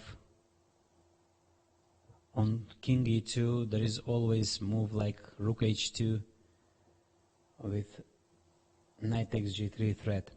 Yeah, so I believe chances are about equal. Okay, g4, and here white to move. Let's move to the board number 9. Zahar Efimenko from Ukraine. He plays a Brazilian Mkhitaryan Krikor. Well.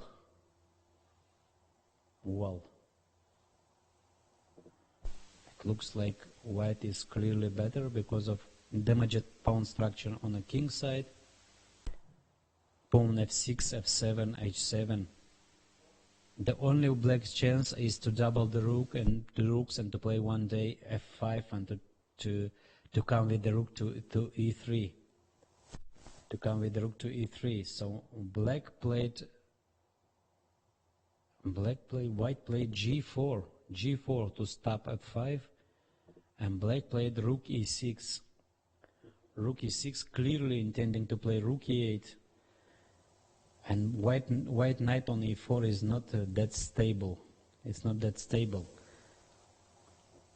If knight g3, maybe actually this was white idea to play knight g3 to come knight g5, to come knight f5.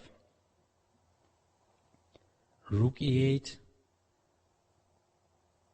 Now white cannot leave. Maybe white can make this paradoxal move. Rook takes e6, and if f takes e6, f5. So temporarily white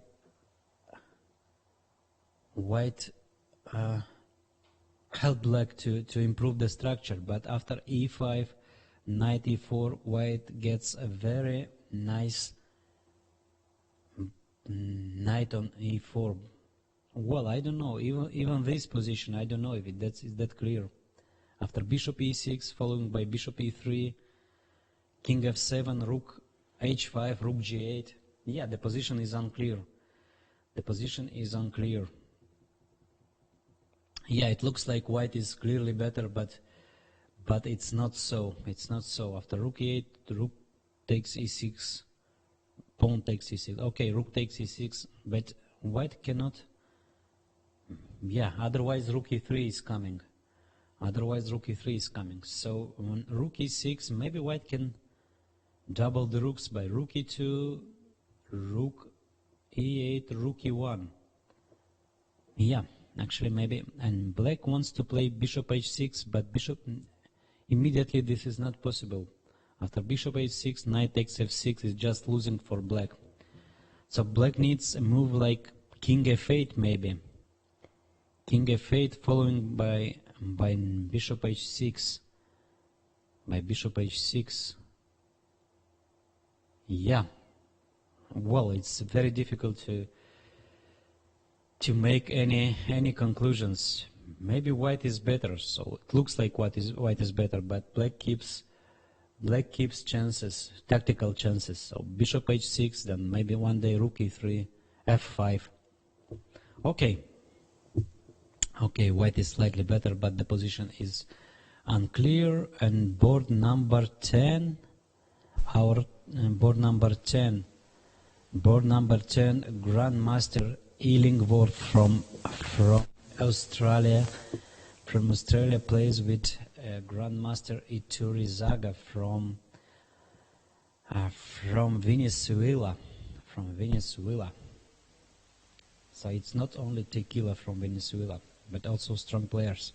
Okay. Okay, so yeah, from the beginning, because well, I cannot guess the opening. It's absolutely no chance. d4, knight f6, c4, b6. Okay, f3. So normally it is g6, f3. This is the move, and here black played b6 and white played g3. It's kind of anti-Grunfeld on queen side, anti-Grunfeld. Okay, knight c6, knight c3, e5. Yeah, this is very well-known position with pawn not on b6 but on g6. d5, knight e7. Okay.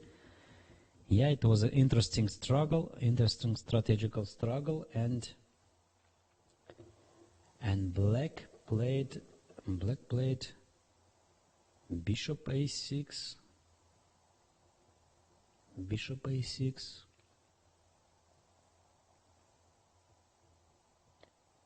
c6, c5. Well, I don't know. Maybe c6. No, bishop a6. Sorry, b4. c5,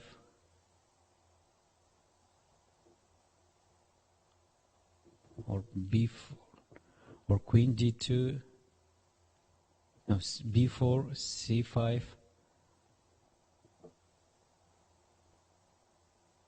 queen d2, no, b takes c5, and white's queen is on d2. Okay, I can't. Yeah, let's wait for the moves because to guess. What about our ladies? What about our ladies? Our ladies. So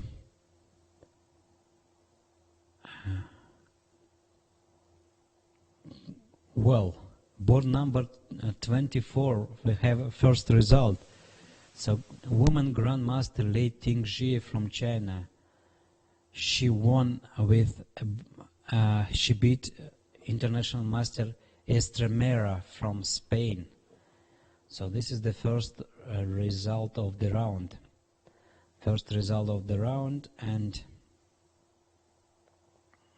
other games, well, not easy to get. Okay, let's go back to the main board, the board number 1. Dragon Kamil from Poland. He plays with Adhiban Bashkaran from India. A very interesting game. Dragon, yeah. And Dragon plays with Bashkiran Adhiban. So he sacrificed an exchange. Okay. After move, white queen is on f3. Okay. So let's try to get. So yeah, white played queen g3. Black played h5 with the clear intention to play h4.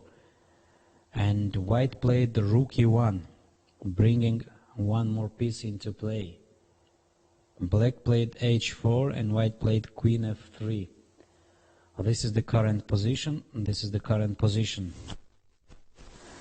White queen is on f3 and rook and e1. I don't know.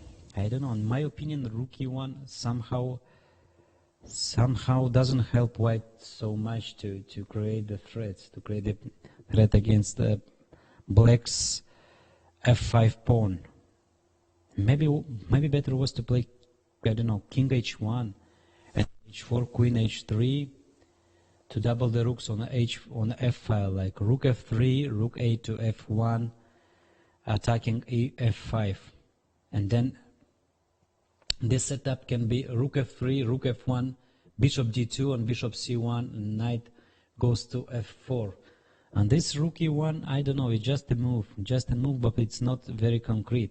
Of course, the white cannot take the pawn on d6. After h4, white lose a piece. Okay, so rook e1, h4, and queen f3. This is the current position. And I believe white lost a part of his advantage. By move rook e1. I don't know. It's a standard, but somehow not very concrete move with a very concrete idea. Just bringing the rook to the open file. It's a standard move, but not okay. So rook e1. Black can simply play knight e5, knight g6 to e5. Force white to take on to e5, I believe. After bishop takes e5, knight takes e5, queen f4, I don't believe this is the way. This is the way for white. White lost a very important bishop, and queen on f4 is actually square f4 is not the best for the queen. So after knight e5, maybe white can play queen h3. Knight takes c4. No, black just took a pawn. I don't know. Strange move, queen f3. I'll prefer queen h3. Just let the f file open for the rook, and knight e5 now is not coming with the tempo. And sometimes pawn on h4 is under attack. Yeah, strange decision. I mean, two strange moves, rook e1 and queen f3. I don't know. White lost the initiative, I think. White lost the initiative, and now the position is at least unclear. So white is 38 minutes till the end of the game plus 30 seconds, and black is 32. Black is 32. Okay, interesting game. All the pieces are still on the board, and the position is very complicated. Let's move to the board number 2. Board number 2, Andrei Demchenko playing knight g5. White started a very dangerous attack. So knight g5, and white's idea is clear, very clear, to play g5, to play f4, and to start a very strong attack. So black played knight h5, a very good move. So white and black wants to stop f4. Bishop d1, yeah. And now black sacrificed a pawn, I believe. Well, the position changed too much.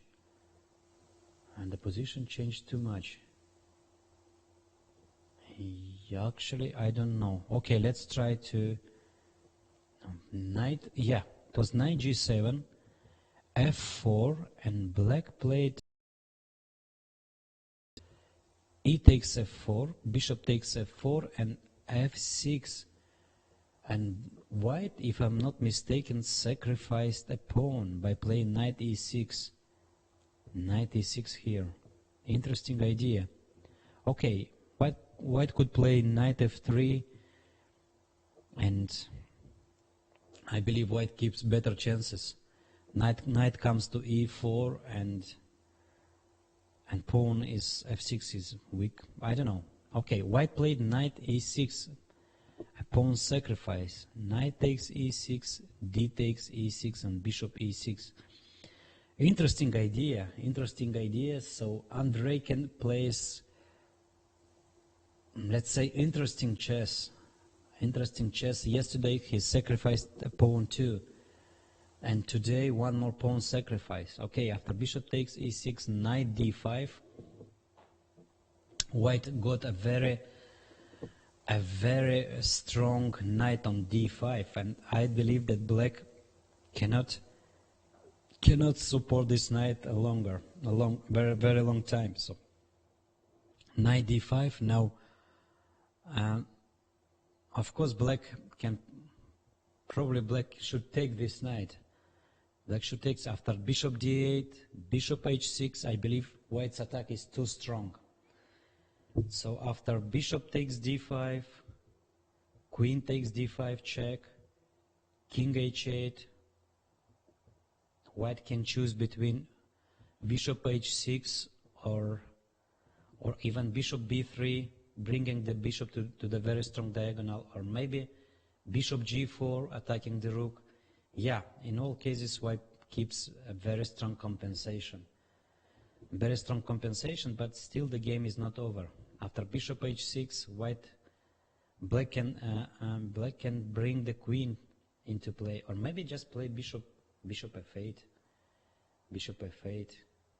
and if white takes on f8, or rook takes f8, yeah, white's compensation is clear, but nothing is over. After bishop f8, maybe bishop e3 is the move, attacking f6. Now pawn c5 is under control, and also white took a very important diagonal, g1 a7. Yeah. Clear compensation for white, and very nice play. Knight d5 is the move now. I don't believe there is something better here. Maybe white wants to play bishop b3. And after bishop takes b3, pawn takes b3 to install the knight on. Interesting idea. And bishop g4 maybe. Bishop g4, and after white, there is one more idea actually. Not only knight d5, but also the move g4, g5. Yeah, Interesting idea. So probably white can choose between knight d5 here, or even bishop g4. Now I find that bishop bg4 is even stronger. So after bishop takes g4, a takes g4, white threat is knight d5, queen d4, g5, bishop h6, doubling the rook on f file, and maybe why not on h file by playing rook f3, rook h3. Yeah, white keeps very nice attacking chances. So bishop g4, this is my recommendation. Of course, knight d5 is also an option, but bishop g4 I believe is much stronger. Okay, let's move to the board number 4. Board number 4, Grandmaster Salem keeps very good attacking chances, and I believe he can win this game and be one of the leader of the tournament. After queen g5, black played king f8, rook g3. No, sorry. After queen g5 check, here black can choose. Black can choose between king d7 or king f8. King f8, rook g3, king f8, and now white can choose between rook g3 or even queen takes e5. Yeah, the game is the position is simplified, and after queen e5, rook d8,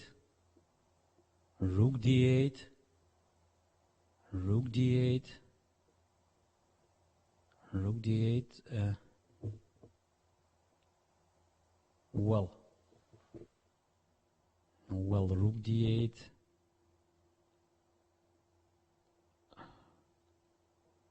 Okay, let's try to. Okay, queen takes. Yeah, king f8. White played. King f8. Black played. Queen takes e5. Maybe black can choose here the move queen d4. Queen d4.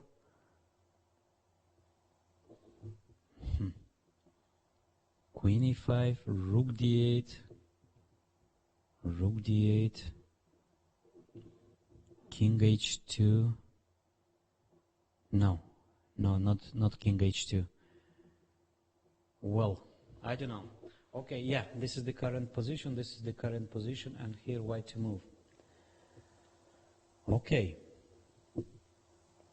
So white can choose between rook takes c6 to take the pawn and also to keep d6 square under control. I believe after this simple move, white keeps better chances. Okay, rook d6, rook c6, queen d5. Queen d5. Queen d5, queen h8 check, king. Yeah, I don't know. Okay, I'm trying to put the moves here. After rook d8,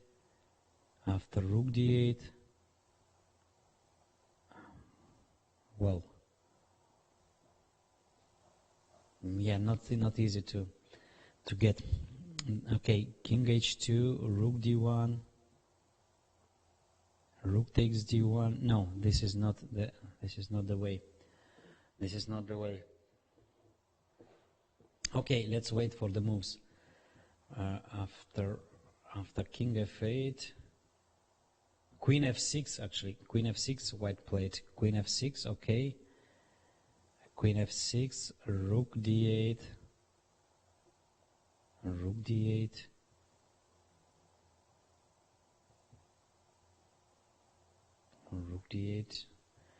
king h4. Okay, let's wait for the moves.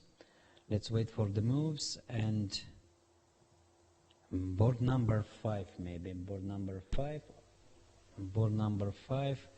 Peter Prohashka plays with Alexander Oreshenko from Ukraine. Instead of the move bishop f5, actually, the standard move of bishop f5, black played bishop e6. The intention is very clear. Black wants to take the pawn on b3. And here white can choose between knight d2 or the move d5 or the move d5. Yeah, d5. d5, it's, in my opinion, this is correct. This is a good move, a good choice. After d takes e5, knight d4, white seaside initiative. Seaside initiative, in my opinion, and bishop e6 was somehow a very provocative move. And white decided that it's time. Yeah, knight d4, and if bishop f7, e takes d5. E takes d5. I believe that white keeps strong compensation for the pawn after, let's say, knight takes d5, knight takes d5, bishop takes d5, bishop takes d5, rook takes d5, and maybe knight e6 here, knight e6. Yeah, knight e6. Okay, okay. So let's make some conclusions after 2 hours of the round number 9 before going for a short break. So on board number 1, Dragoon at Hiban. White surprised black by very interesting exchange sacrifice. The black didn't accept, in my opinion, correctly, and white didn't play very energetical moves, and I believe the current position is about equal with mutual chances. On board number 2, Andreiken played a very strong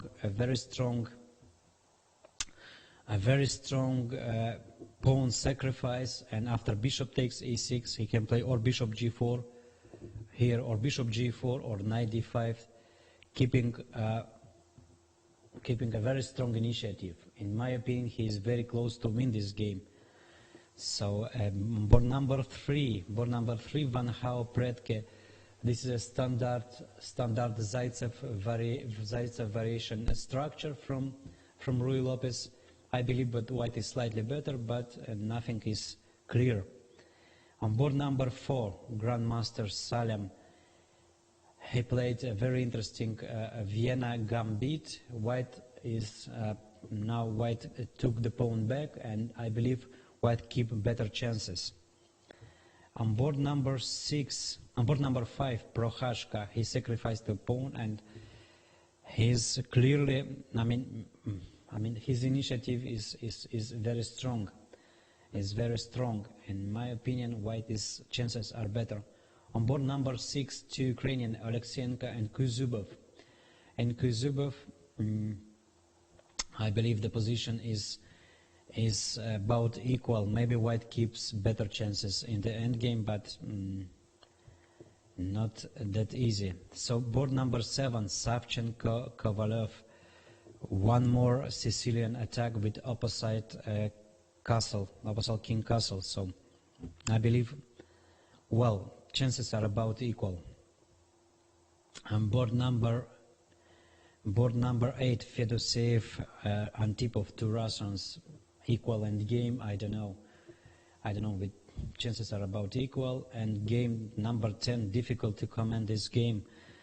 Well, I believe the position is about equal chances actually. After a very strange opening, black got g4 square, and to me, at least equal chances. So very interesting round, and anything is possible. So now we are going for a short break, and stay with us.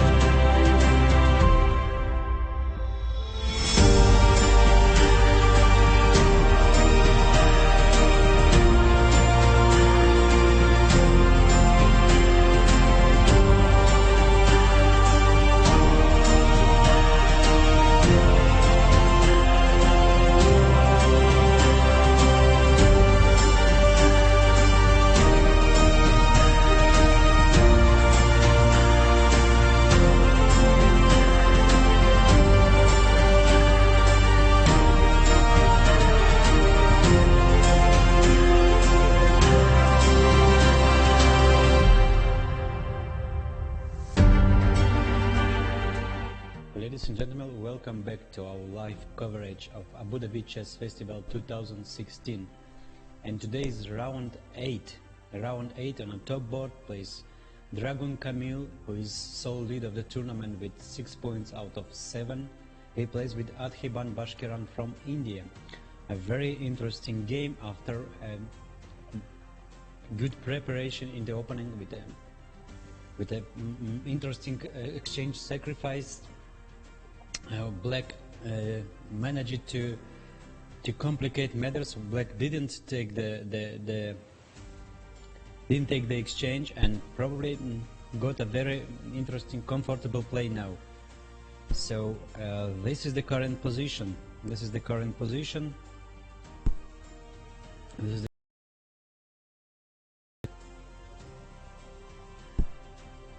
yeah, this is the position on the board. Bishop is on, knight is on f4, the other knight is on c2, rook e8, and h3, knight f6. Yeah, this is the current position. Well, I don't know. I like black's position more now. Black did kind of consolidation. Bishop on e5 is just a tremendous, just a very strong piece. Okay, white keep f4 square under control, and white keep the square under control, and e6. I mean, anytime white can jump knight to e6, but still I believe black is maybe, well, I can't say white is better, but black is better, but still the position is very unclear. So just let's say if white plays knight e6, if play knight e6, I don't know, I want to check one very interesting idea. Rook takes e6, d takes e6, and bishop c6. It's bishop c6, nice, I believe, nice sacrifice. I mean, I don't know if it's fully correct. But now white cannot leave g2 pawn, so only move is queen f2, and maybe black can continue by knight h5. I don't know. I'm not using any computer, any engine assistance, so maybe white or black is winning immediately in this position, or I don't know. But to me, it looks like very promising, very exchange sacrifice. Black's next move is maybe f4, f5, f4, or knight f4, or bishop g3, or knight g3, check. I don't know. In my opinion, black's compensation is huge. So knight e6, maybe knight e6 is not the move. And probably black is actually maybe forced to give the exchange. Because after bishop takes e6, d takes e6, I don't know, f5 pawn is just falling. It's just falling. Rook takes e6, bishop takes f5 is clearly white is better here. No, white didn't play knight e6. Yeah, white played rook g1. Interesting idea. White wants to play just g3 and to open h file. Okay, interesting, but is it white in time? Is it white in time to do this?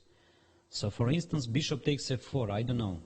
This move looks like a, well, but okay, let's try. Chess is very concrete game. So knight takes e4, knight takes f4, knight e4, this was my idea. Knight e4, white cannot play g3, okay, I want to play knight g3 to install the knight. On g3, I believe black is clearly better, and actually white can do anything against it. Anything. I don't know. What about the move bishop takes e4, d4, and queen h5? But this is probably just losing. Queen takes f4, queen g6, king h8, and soon white checks are finishing. Check, king g7. Yeah, no compensation. So after rook g1, maybe bishop takes f4. Maybe this is the moment to take on f4 to change the bishop. Well, bishop takes f4 one more time, knight takes f4. If queen takes f4, yeah, actually this is a possible move. Queen takes f4, knight takes f4, knight e4. I don't know, the position, in my opinion, is about equal. Maybe even, I don't know, black keeps better chances, but okay, and if knight takes e4, knight takes e4, knight e4, I don't know, maybe white can play knight h5. Knight h5, still white wants to open the position with g3. With g3, okay, black can give knight g3 check, knight takes g3, h takes g3, this pawn on g3 is, well, it's just, I don't know. Yeah, so I think white lost the control over the board, over the game. So now black's chances are clearly better in my opinion. After rook g1, knight, bishop takes f4. Maybe there are some other moves like knight e4 immediately. Knight e4, but I don't know what to do on move g3. If h takes to g3, knight takes g3. And I don't know, black's king is weak, so bishop takes f4. Bishop takes f4. I think that Bashkiran Arkiban, he's very strong concrete player, and he should find this bishop takes f4 resource. Okay, of course black can play any normal move here. No, he didn't take. He didn't take on f4. Yeah, actually psychologically it's very difficult to give this bishop. I mean, King's Indian bishop on e5 for the knight. Yeah, even for a strong leading grandmasters. So sometimes you can do these moves, I mean, from psychological point of view. Okay, king h8. King h8, actually nothing wrong with this move. But what about the move g3? What about the move g3 now? At least white open g file.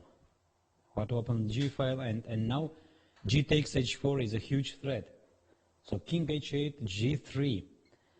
g3, okay, rook g8, g takes h4, and I believe black can play just move like queen h6. Queen h6, and I don't know, white is a pawn up, but black keeps, I mean, good chances. After h5, knight e4, knight g6 check, king h7. Okay. Yeah, the game is still unclear. Bishop takes e4. No, actually this is dangerous for black. Queen takes e4, and now it's a huge threat of double check to e5, to f8, to e7. I don't know. It's discovery check. Yeah. So g3. G3 is the move now, and I don't know. Let's try. Okay, let's try to be brave. No, it's not that easy. Okay, one more time. Rook g8, g takes h4, and black cannot take on h4. Actually black can take. Queen takes h4, and everything is based on this tactical trick. After knight g6 check, rook takes g6, rook takes g6, queen takes e1. Yeah. So this is a typical chess. All strategical ideas are based on tactics, on small tactics. So after g3, black still can play rook g8, and if g takes h4, queen takes h4 is perfectly playable. Queen takes h4, and white cannot give knight g6 check. And black's next move is maybe even knight g4. Let's say on move rook f1, now white wants to give knight g6 checks. Black can play knight g4. Knight g4, and in my opinion, this position is clearly better for black. So black intends to play rook e7, rook h7 to bring the rook into attack, and black's chances are clearly better. So, okay, Okay, let's move further. Let's move to board number 2. Board number 2, one more attacking game for Dmitry Andreikin. So in this, just before going to break, yeah. In this position between bishop b3, knight d5, and bishop g4, white choose the strongest continuation, bishop g4, bishop g4, bishop takes g4, ace takes g4, knight, rook e8, ace takes g4, knight b4, knight b4. Of course, black wants to change this knight, even at cost to a pawn. So knight d5, nice intermediate move. Nice intermediate move. Rook e8, ace g4, knight b4, bishop e3.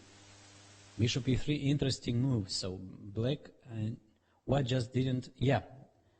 Okay, this is the game Salem Amin. Salem Amin, board number 4. And then game is white is, yeah.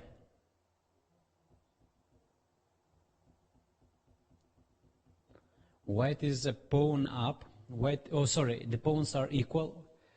And white is not a pawn down, no more pawn down. And white is slightly better in this endgame. And white is slightly better because in this endgame because of h past pawn, and white king is actually safer, much safer than black's one.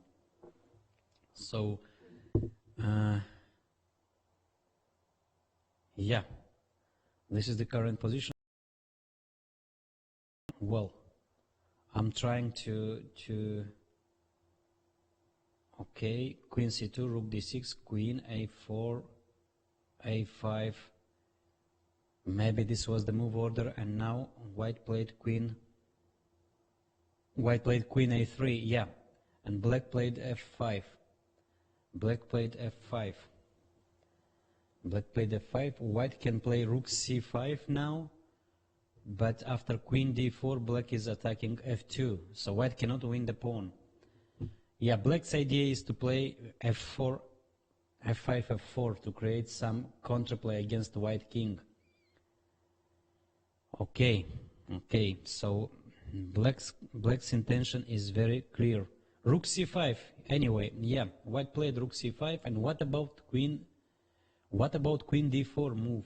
What about queen d4 move? Well, actually white can play just a move like king g2, queen e4 check, and black send the king back. So queen d4, and now I don't know what to do.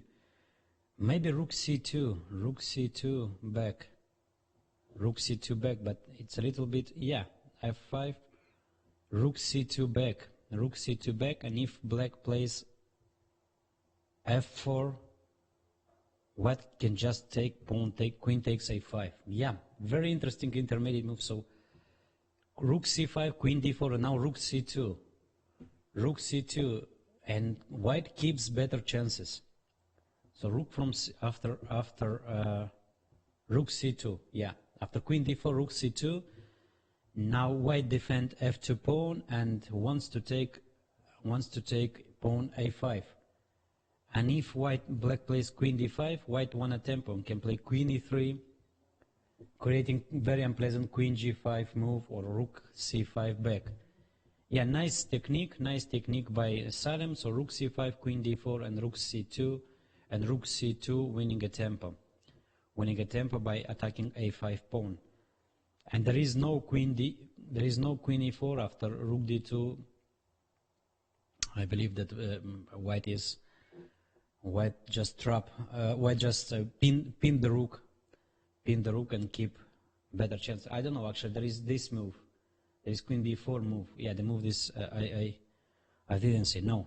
It's queen d2 is not a move here. Okay, queen e4. Maybe white can play just a simple move like queen b2. Oh yeah, queen b2 is the move. Now sometimes queen intends to come to g7, to b7, and maybe also a rook e2 move here. Yeah, white chances are slightly better, but of course the game is not over. So after queen d4, I believe rook c2 is Salem intention. This was, yeah, he's still thinking. 13 minutes for white and 22 for black. No, king g1. King g1. To my big surprise, he played king g1. Okay, also interesting idea on queen d1 check. He wants to play king g2 and no more checks. No more checks. Okay, king g1. Also interesting move. Also interesting move. But what about the move? What about the move queen e4 here? Queen e4, and I don't know. Maybe white can play just rook takes a5, winning a pawn. Black cannot play rook d1 because of the pin. Queen e1 check, king g2. Queen e4 check back, king h2. And white is a clear pawn up. White is a clear pawn up, plus rook a7 is a threat. Yeah, interesting idea, king g1, and here black, and if queen a1 checks, same king g2, and no more checks. So pawn on a5 is lost. Pawn on a5 is lost, and black should find something real. Okay, what about rooks and games? These kind of endgames are always tricky, always very tricky. So queen b4, queen takes a5, now then rook d1 is coming. And I don't know, maybe black is winning here. King h2 and queen e4. Yeah, queen a5 is just a blunder. It's just a blunder. Queen b4, okay. If rook takes a5, now black cannot give check because after king g2, queen is under pin, and black cannot move the queen. So after rook takes a5, probably black is forced to take on a5. Queen takes a5, rook takes a5, and rook d2. Rook d2, I don't know what to say. Is it white winning here or not? After queen b4 here, rook takes a5, queen takes a3. Oh, sorry, yeah, queen takes a3. Well, I believe, queen d4, queen takes a5, rook a5, rook b2. I believe that black's chances to make a draw are very high. Yeah, back to the board number one. Yeah, interesting. Yeah, actually nothing happening. G3, the move I analyzed it before. Rook g8. Now white is thinking. Yeah, white played rook f1. H takes g3, rook takes g3, and here black to move. Black played queen h6. This position is just better for black. And bishop on e5 now, it's a real beast. It's a real, I don't know. Now bishop's pair, and black's just superior pawn structure now. Knight g4 is a threat. Yeah, I believe that black is very close to win this game. Still, maybe white's position is not that bad. But I think that the Dragon Camille, he lost the control over the board, over the game. So first of all, he didn't play it very energetically. Secondly, he gave bishop f4. He gave black square bishop for the knight, and now he opened the position, and I don't know. Now white king is much weaker than black's. Okay, so after queen h6, White can double the rooks like by playing rook f to g1. Rook f to g1, and now black can choose between rook takes g3, a simple move, and to change all rooks, and move knight g4. Knight g4. Knight g4, and well, I don't know. White can do anything. Maybe rook g2. Maybe rook g2, intending to play king g1. At least try to unpin his king. What about the move rook bishop takes f4 here? Bishop takes f4, queen takes f4, and queen takes f4, knight takes f4, rook g1 check, rook e1 check, rook g1 only move, rook g1, knight f2 check, king h2.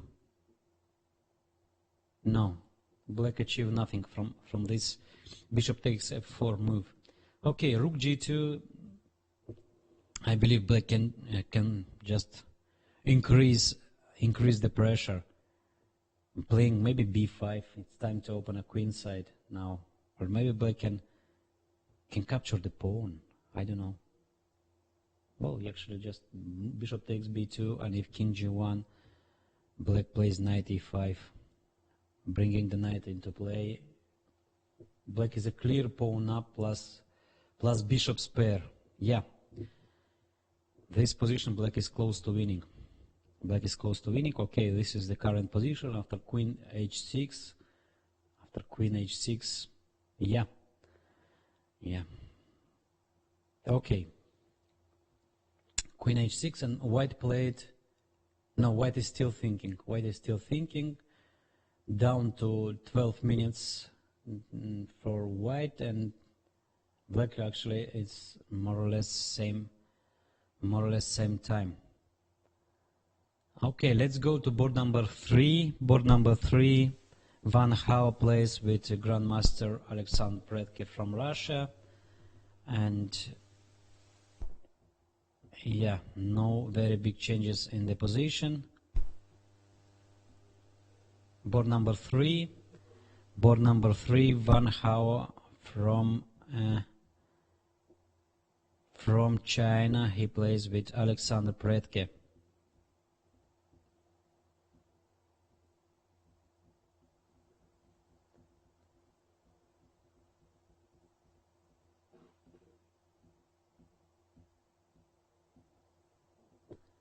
With Alexander Predke, yeah, this is the current position. His current position. Still, we have no position on our screen. Yeah, the rule of 15 minutes delay is always tricky for live coverage. The position on the board is different to well, it's a very deep endgame, and white is, well, actually the position is about equal. White is no better. Black's next move is very easy. Bishop d8 and bishop b6. Yeah, I believe white missed something. Okay, maybe it was nothing special for white, but still I believe white could do much more than achieving this equal endgame. So black's actually, maybe sometimes black can play for more than equality. Bishop d8, bishop b6, and then f7, f5, attacking white chain d4, e4, d5. No, absolutely nothing for white. White should be careful not to get into trouble. Okay, so board number 5, Prohashka Peter. Board number 5, Areshenko Alexander. White sacrificed a very interesting. White sacrificed a pawn, and soon, yeah, this is the current position, and white is a pawn down, but I believe that the compensation is just enough for it. For instance, rook d7 here, rook d7, b6. Well, actually, black keeps a pawn up. Black keeps a pawn up, but white, yeah, white played rook d8. Rook d8. Nice move. Black played knight c7, tactics. Rook takes, oh, sorry. So black played rook d8, knight c7,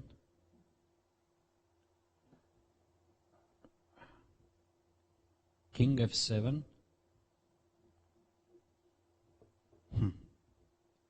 Okay. Let's suppose white played rook d8. Yeah, okay, this endgame is, well, black is not worse. Maybe black is better in this endgame. Actually, black is clearly better in this endgame. Very strange decision for white, very strange. Instead of playing for initiative, black decided to simplify things, and now black got better endgame because of better pawn structure and clear better king in this endgame. Yeah, I don't know. In my opinion, a very, very strange decision of Hungarian grandmaster.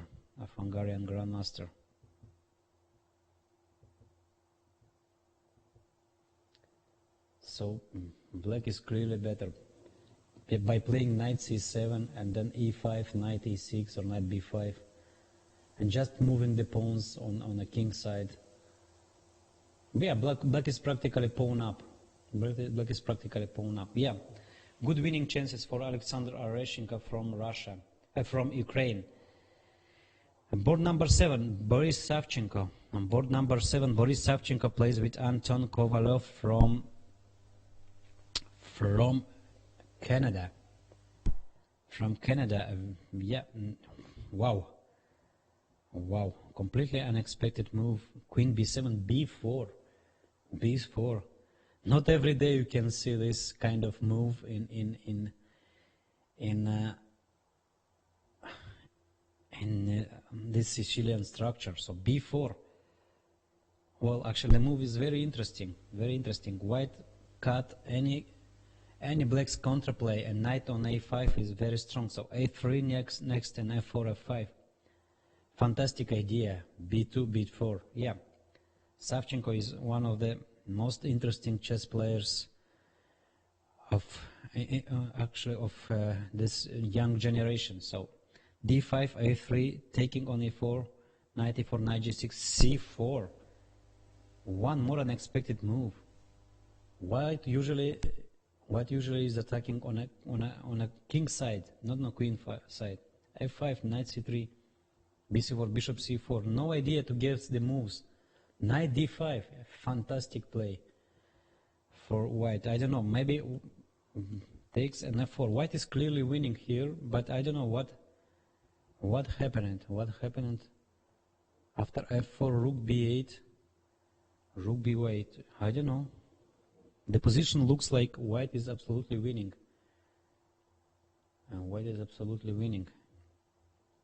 Yes, still we have this 15 minutes delay, so it's hard to complete the game, to complete the moves. Well, I believe that white rook is on d1, and white is two rooks and piece for the queen, but knight is under attack, and black also wants to play rook and knight c3 check. 7. Fantastic move, and white is winning. Nice game for Russian Grandmaster Boris Savchenko. Knight b7. Now rook d8. Can do anything against this move. Okay, knight c3 check. Bishop takes c3. Queen takes b7. Bishop is winning. Knight b7. Nice Nice tactical move. Maybe black can play knight c6 here. Knight c6. Knight c6 to keep d8 square under control. But after rook d7 is just a mate. Knight takes g1, b6 mate. Yeah, white is winning. Nice game for Boris Savchenko from Russia. Probably one of the most original chess player in the world. And really the game is fantastic. Really the game is fantastic. Okay, let's move to the other games. Board number 9. Efimenko plays with Metiharan Krieger from Brazil. Yeah, this was the position. This is the position.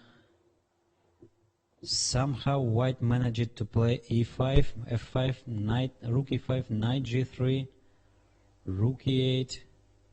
Well, I'm not 100% sure that this is the current position. No, this one, yeah. So black won a pawn, but yeah, now actually both kings are very weak. So who moves? No, actually white to move. Knight takes f6, and if king g7, knight h5 check, king g, no. Yeah, white to move, king, knight takes f6 one more time. King f8 is losing off because of queen e8 check, king g7, knight h5 mate. So after knight takes f6, king g7, knight h5 check, one more time, king f8 is the only move. Or king g8 actually. So white can give perpetual, but maybe there is something more than perpetual. Black is down to 1 minute 48 seconds. Knight f6, yeah. Knight f6, king g7 only move. Knight h5 check, king g8 back. Well, actually, yeah, king g8 back is the only move too, I believe. King f8 gives white an extra option of queen a8 check. Queen a8, king e7, f6 check, and I believe black can't resist to that attack. Well, actually, it's not that easy. King f8, I believe, with seconds on the clock, I believe king g8 is practical decision. It's a very practical decision not to calculate two different variations. So king g8, yeah, very interesting game. I believe that white should be better, should be maybe winning, but okay. Still, white needs to prove it by concrete moves. Maybe on king g8, white can play queen e8 check, bishop f8, and queen e5. Installing the queen on e5, and well, still the position is not clear. Okay, get back to the top game, to the board number 1. Dragoon plays with Adhiban. So rook g1, knight g4. No, actually this was somehow rook g1. Yeah, black took on g3. Rook takes g3. Rook takes g3. Bishop takes f4. If I'm not mistaken, knight takes f4 and knight g4. Knight g4. Is it this current? Yeah, this is the current position. I don't know. I think Adhiban chose not a very good moment to give the bishop. And white last move is king g1. Is king g1, if I'm not mistaken. Yeah, this is the current position. What about queen rook e1 check? King g2. Knight e3 check, king f2. No, this is nothing. Well, actually black can win the queen, rook f1. And if king h2 check, knight f1, white wins the exchange. Yeah, rook e3 and black is winning. Rook f3 and black is winning. Well, yeah. Dragoon totally lost the control of the game. Dragoon lost totally the control of the game. He lost the queen. Rook takes f3, rook takes f3, f takes g4. I don't know. The position is just white can just resign. Yeah, a very, very weak game of Grandmaster Dragoon. In the middle game, he was totally outplayed. He didn't play, he played just moves. Instead of finding a good plan, he played just moves like rook e1, queen f3, losing time, king g1, king h1, h3. Yeah. So Bashkaran, Adhiban, he is winning. He is probably, and he is taking the lead. He's taking the lead in the tournament. Well, rook f2, okay, white can do some more moves, but the result is clear. Okay, so black wins on the top board. Black wins on the top board, and Adhiban Bashkaran is taking the lead. He's taking the lead before the last round. So who can catch him? Who can catch him? In my opinion, Andreiken is very good chances to catch him, and also Salem. I believe it will be a draw. G3, rook f3, bishop g4, white lose more material actually. Knight g6 check, okay. It changed nothing. King g7 without calculation. Yeah. And Camille. Okay, rook e2, bishop g. No, queen c1 check. Yeah, no, bishop g4. Rook e7 check, king f6 is just one check. It's just one check. So totally winning. Black is totally winning, and for white resignation. I believe that it will be like next two moves. Probably the best move to finish the game. Rook e7. Any checks, any threats. Yeah. Disappointed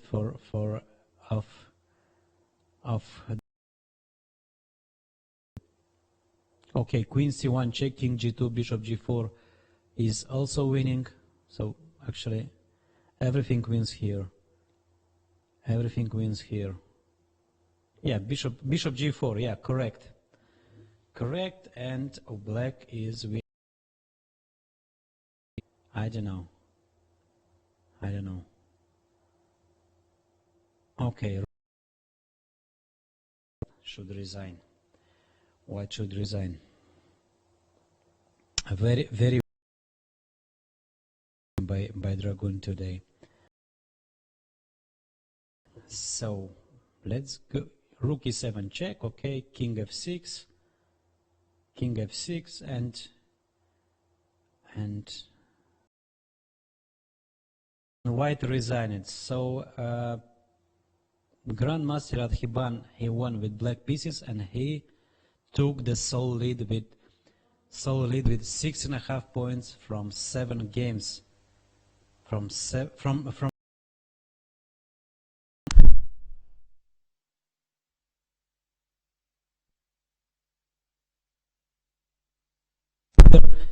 he can catch the leader. So Andreiken Demchenko, this is the current position.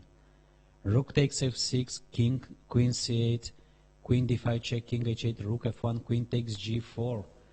Queen takes g4, in my opinion, rook, bishop h6 here is winning. Queen takes d6. So, yeah. Andreiken probably he's winning here. He can catch the leader, the Indian Grandmaster Bashkiran Adhiban. So what about the board number 4? Board number 4, Salem. He's the player who can catch the leader. Board number 4. Board number 4. Board number 4. And in my opinion, Salem can catch the leader by winning the game. Yeah, board number 4. Both players are short on time. Yeah, this is the end game. I just mentioned it. So after Queen B4, in my opinion, this end game is drawn. This end game is just a draw. Okay. So Rook D2. Yeah, this is the end game. And well, of course, White can play for a win, even 3 against 2. But I don't believe White chances are. White can, I don't know. Okay. Okay, back to our main game.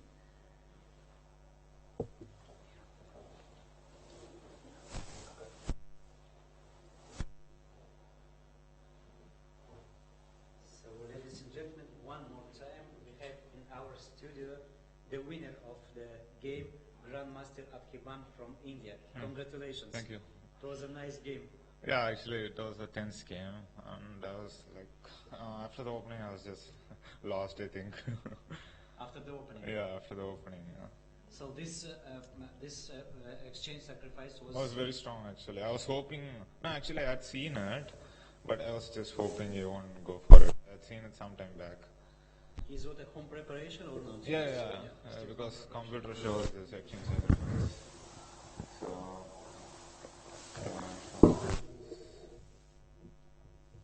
yeah, so Bishop D3. Yeah, very topical line. Moisenko is one of the biggest experts here. And Bishop G5, all theory so far. Okay. Yeah, I'm not sure about G5. G5 and knight H5. Yeah, I was thinking of that.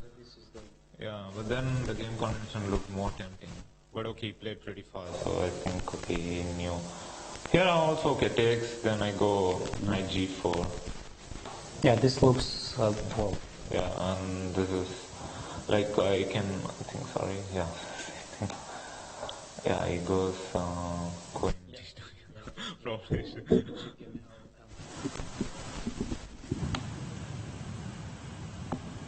Queen D2, knight D5. Queen D2, knight D5. Yeah. And this was very interesting, I thought. And I think black is doing fine somehow. But what he did in the game was... sorry. I'll move the pieces here. Because, yeah. So, yeah, he played bishop G3. He was still in trap. And I think I remember knight H5 was my preparation. Yeah, knight H5 looks like, I don't know, better. Yeah, maybe, but knight H5 is kind of... Yeah. Yeah, knight H5 is... Then short castle, I guess. Knight G4 looked more tempting, actually. I was counting on queen D2. Yeah. And then I go rookie Gf4. After queen D2, Gf4? Yeah, Gf4. No, okay, it's like, I think I can, like bishop F4, then knight E5. Knight E5. And we get something similar to the game. The castle short, yeah? Yeah, and it's like very complex. So it is better, but okay, it's a complex fight, I think. Yeah. So, yeah, what he did was very strong. Once he played short castle, then I remembered, okay, this is why knight G4 is bad. So it's real compensation very strong? No, it's very strong compensation. Knight E3. No, because computer shows plus by minus, and that's like really serious. Exchange down, yeah, and plus by minus is not a good sign. No, the point is there was a nice line. If you take Gf4 and bishop F4, knight E5, this looks most natural. Now the point is, I think he takes on H6. So yeah, I take bishop H6. Knight E3 is just BG7 and he has used compensation. Queen at 6, knight d3. And now I was thinking, rook f3 is Maybe not so f6. clear. Yeah. No, I think the line I was seeing was knight e4. What about rook f6, knight e5 back, Yeah, knight e5 and g3, knight g6, knight f4? bishop f5, yeah, just in time. Knight Knight h5. h5. It is okay. Yes. Probably this was, no, but Queen f6, knight takes g6 just. yeah, but what about something like queen e8 or something? Or Queen e8, oh, nice move. Or queen e7. queen e7 maybe, yeah. Queen e7. Yeah, but is it a threat here? That's knight e2 or something. Knight e2. And because that threat is... okay, now bishop f5 and queen e5. Bishop f5, and if knight h5. Try queen e5, yeah. e5. Yeah, this thing just badly saving everything. No, actually, I think he has a forced win after knight e4. Knight e4 he goes here. Instead No, of rook f3. Rook f3, yeah. Just forcing this f5. And now f5 is forced, and now queen g6 check, king h8, rook f3. This is a nice point. Takes and then queen h6. Queen h6 and rook g3, rook g7, and it's like checkmate. G6 Queen g6 checkmate eventually, yeah.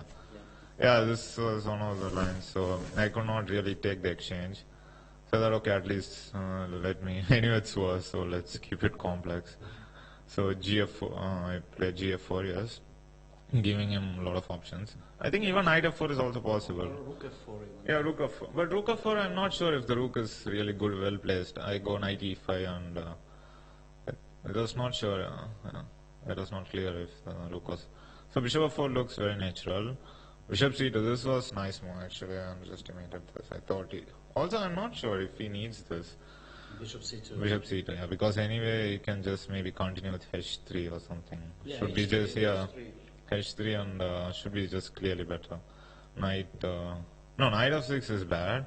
He has to take knight d3 and queen d3, knight e5. Now queen g3. Yeah. Now I was looking at king h7, but really does not look pretty. After king h8, just move like b3. Yeah, b3. Then I go rook g8 and okay, hope for a miracle. Queen e3 back. Yeah, this is why I said this. Queen h4. No, Yeah, queen maybe. h4 is not possible. After queen e3, queen h4. Yeah, you mean for black? Yeah, sorry. Yeah, queen h4. No, this I thought maybe king on h7 is maybe all. King on h7. Then you have some tricks with b5. Yeah, b5, rook f7 check. Yeah, it doesn't look okay. Somehow in a practical game, I think black has chances to save the position. Yeah, maybe f5, f7, f5. Actually. Yeah, because for example, queen e3, queen h4, and knight e4 is not at all clear. Because d6, I'm not sure how I'm protecting. What about bishop takes h3? I don't know, not immediately. This is Just nice. keeping this, keeping this idea in. Yeah, you can prepare it maybe. So not easy to Yeah, it's not so nice, yeah. maybe bishop d7 On knight d6? Oh, this is just, this is just lost, yeah. yeah. Yeah, so this, okay, probably h3 is more clear, but what he did is also, I think, totally fine. He just retains the bishop and yes, it's huge. So here I think somewhere here white lost the control. No, I think he still has the control. I think he lost control after some moves. Knight g6, okay, I was just making some moves. Queen g3 maybe not the most accurate because the queen was not really doing anything there. I just had to find h5 and the queen was really not doing anything on g3. So... What instead of No. instead of this? No, at some point I think he just has to go h3. h3, knight e5. Knight e5, queen g3 and now play this, yeah. Yeah, okay. Or just b3 and just like get over this pawn on c4.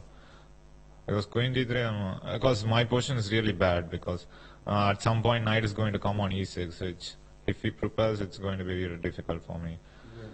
And yeah, the point is I am not able, for example, bishop d7 runs into bishop into d6. So I was thinking of some really stupid plan like a6 first, then b6, then rook a7. Seemed like the only way to activate the rook actually. Yeah, so queen g3, h5, yes. This was nice. So even rook a1 I think very good. very strong. Yeah, I think it was good. Yeah. Just, I don't know, just waste of time. But I think he just brings everything on. That was really not out of plan, I thought. Okay. Because there was this piece sack which was really nice. Yeah, H4. Yeah, instead of H4, now I should have gone for this really slow plan. I said, hey, A6. B6, okay, so Rook A7. Because what I did in the game was really shaky. At some point, I think it was not at all easy. okay. Yeah, so H4, yeah. Yeah, Queen of 3. I was expecting Queen H3. Yeah, Queen H3. Queen H3, then I wanted to do my plan with A6. But here I got confused. Queen of 3. Yeah, after Queen F3. Yeah, Queen of 3. The point is suddenly this piece sack was very nice. Like Knight E5 takes. And my original plan was D5, of course, to get E4. Yeah. But he just goes H3. This line was so weird. Like E4 and Knight and E4. And he just gives up this piece and just takes Queen G4, Queen E4, Knight F6 and Queen H4. It's just like a killing attack. Yeah, yeah. He just can't do anything. Yeah, still just lost. So I could not do this. And, so then actually my other plan, Knight E5, suddenly ran into trouble because of Queen H5. And On Knight E5, Queen H5. Queen H5 and this F5, don't know how to defend it. Knight F4 is coming. Yeah, Knight F4 is coming. And Knight E6 next. Yeah, That's- yeah. The plan actually, Yeah. White's plan is very simple. Yeah, very simple. So I Yeah. think Bishop E5 was the best chance. Yeah? Yeah, here was the moment where he lost control. Bishop E5. Here Knight F4 Knight is... F4 was, I guess, okay, we no other option here because H3, Knight H2 is like a draw. Queen H5 and it's a draw. Okay. Uh, Okay. so Knight F4, Queen G5. Okay, here he has to King H1 was I think maybe a little bit slow. Or So what okay, to do King instead? H1 is fine. Just Yeah. the next one was okay. You should not allow me to get everything. Knight E6, no? Yeah, Knight E6. I Yeah. think this was the move. This Yeah, was- but the thing is, now, as of now, I have this Knight H2 trick, so so holding for now. Queen D5 is nothing because Rook. I just take the Rook and Rook F7 is Seven, yeah. So somehow, yeah, it was not sure how I'm. And losing what it. about the move Rook the move H6 now? After- H3? Yeah. Sorry, H3 now, yeah. Yeah, H3. Then I go Knight F6. And now Knight E6 at least. Yeah, this is the point. Knight E6. Then I take on Knight H5. Somehow, yeah, I have this nice control over the dark squares, so it's not so bad. Like he has to come Knight E2 first, Yeah. and then I go maybe Rook E8 and. Rook E8, yeah. And White cannot take on F5. I don't know. Bishop takes F5. Maybe you can't take it. No, cannot. I don't know why. Black, maybe Bishop G3. Oh, that's nice. Maybe Bishop G3 well, actually I don't know. Bishop G3, Rook D1. So G3, Rook D. Yeah, I mean, I think you can take, right? Yeah. Okay, let's try. Bishop G3, Rook Rook, D1. Rook D1, and No, this is just. yeah, Oh, no, wait. Then I have some Knight G7 tricks. just Knight G7. Just Knight G7, yeah. Yeah, Ah, yeah, that's it. yeah. Actually, no tactics, just winning the piece. So yeah, so White cannot do Knight E2 and Rook E8 and Yeah, somehow somehow I was fighting, yeah, so not losing somehow. yeah. Well, I think the position is. I mean, Yeah, complicated. Yeah. So okay, what he did was very slow. I think he just allowed me to coordinate all my pieces. No, also it was funny. Like H3, I had this other plan in case nothing works. H3, I wanted to also do Rook E8. Rook E8 Rook E8, yeah. to sacrifice a piece. No, because I get back on Ah, F4. oh yeah. But what about take Knight Queen E4? Yeah, but is it? Yeah, take a Queen E4 or Bishop F5. This was the point. And I'm not No sure if tactics. it's working. no tactics, yeah. Yeah. Knight E6, Bishop takes E4. Yeah, Simple. Bishop takes E4. Yeah. So Nice. this was one of the tricks. Yeah. And Queen D3, Bishop F5, Knight E4, Knight Then E4. I was thinking maybe just take, right? So one more time. Queen D3, Ah, yeah. Bishop I missed this, F5, actually. Knight E4, and I don't know. Okay, Queen H6 maybe I can play here. This is a nice question, yeah? Yeah, why not? It's counterplay. No. Okay, should I be don't lost, do- but. Yeah, Knight E6 just a move. Yeah. Just Knight E6. Yeah, No. Knight E6. problem. No, what I missed was bishop e4. You can just take queen e4. Yeah, okay. No, Yeah, this is the idea. Yeah, so I have to go for knight f6. Yeah, this was. Knight f6. Okay, the game is It's just going on. yeah. Okay, so bd7, knight e2. This was very slow, and I think already I'm totally fine. He played h3, and now knight e6 is even more. I just do the same. Takes knight h5. Knight f6, and if he goes knight e6, yeah, I just do the same. Takes knight h5. Well, I thought about this. Yeah. This was my idea. This was the idea. Yeah. I don't know if it's 100% No, because it's winning. I didn't use any computer. Knight g4. No, knight g4. Knight g4. Yeah, this is the way. Okay, my idea was to play positional knight h5. Knight g4 is just killing. Wow. I was hoping you will play this. Actually. Wow. Knight g4 takes h3. This is like such a really? awesome attack. Wow. I mean, showing the power of two bishops there. I mean, just like king g1, just I take h2, and you can't move the knight because of bishop d4, and the rook is trapped. Yeah, nice variation. And, yeah, if you go bishop f5, I go just I think queen h6, and it's it's over. Queen h6, bishop h7, king h7. And if I go knight g3 here. Queen h1. Oh, sorry, still queen h1. Exactly, yeah. Yeah, just this is nice. This is nice way to finish the game. Okay, yeah, rook takes e6. Yeah, it was a nice idea. Nice idea. So he went rook g1. Yeah, rook g1. Here king h8 was nice, I think. Well, I thought about knight e4 maybe. Yeah, knight e4, but I was not sure g3. I just ignored it. G3, and if h takes to g3. No, knight g3. Knight G3. Oh yeah. I'm not able to use this hanging piece on f4. So king h8 was good. G3 and rook g8. And now, yeah, I just here I started feeling okay. Maybe I'm starting to take over slowly because my pieces are this bishop on e5. Yeah, especially the bishop on e5. Yeah. Yeah, so he takes queen h4. Rook f1. Yeah, this is not what happened. He played rook g8. No, something. He played here what? No, he played rook f1 first. He didn't take he didn't take gh4. He didn't take G4. g4. Sorry. Rook f1, rook e f1. Rook ef1. Takes, queen h6. Yeah, it looks even. Actually, yeah, previously I missed. At some point he could play bishop a4 and just killing my bishop actually. Bishop a4? No, I mean previously, long time back, I forgot to mention. I think that's where he lost control. When he plays some king h1 or something, just bishop a4 and killing the bishop. And I cannot develop the bishop, yeah. So I have to play some a6, b5 pawn sack, which was not at all clear. So queen h6, and yeah, he has to take because rook g1 is also knight g4. And here rook g3 is not good. He has to go rook g2, keep the rook here. Rook g2. First, I thought. But still very comfortable. I can go something like queen h4 or something. Or rook e8 again with the same plan what I did in the game. Yeah. Or maybe sometimes when you can take the pawn. Yeah, I can take the and pawn. Knight e5. I don't know. For example, instead of knight g4, I can just take the pawn. But then I thought rook g8 and knight e6, and he can make a draw. Yeah, because of so of course. Okay, knight g4 was very good. Rook g3 or rook e8, this was very strong. Again, knight e6 is not possible. And now. King g1 is probably. King g1 was just a plan. But at least king g2 was a little bit more fighting. King g2, and if bishop f4, yeah. knight f4. This was funny, like knight e3, I think. Knight e3? Yeah.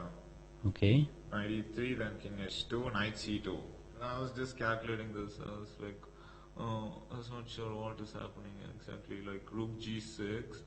The point is I have to put the queen on h4, which... what about the move rook e2? Or this is just a blunder? Rook e2. I don't know.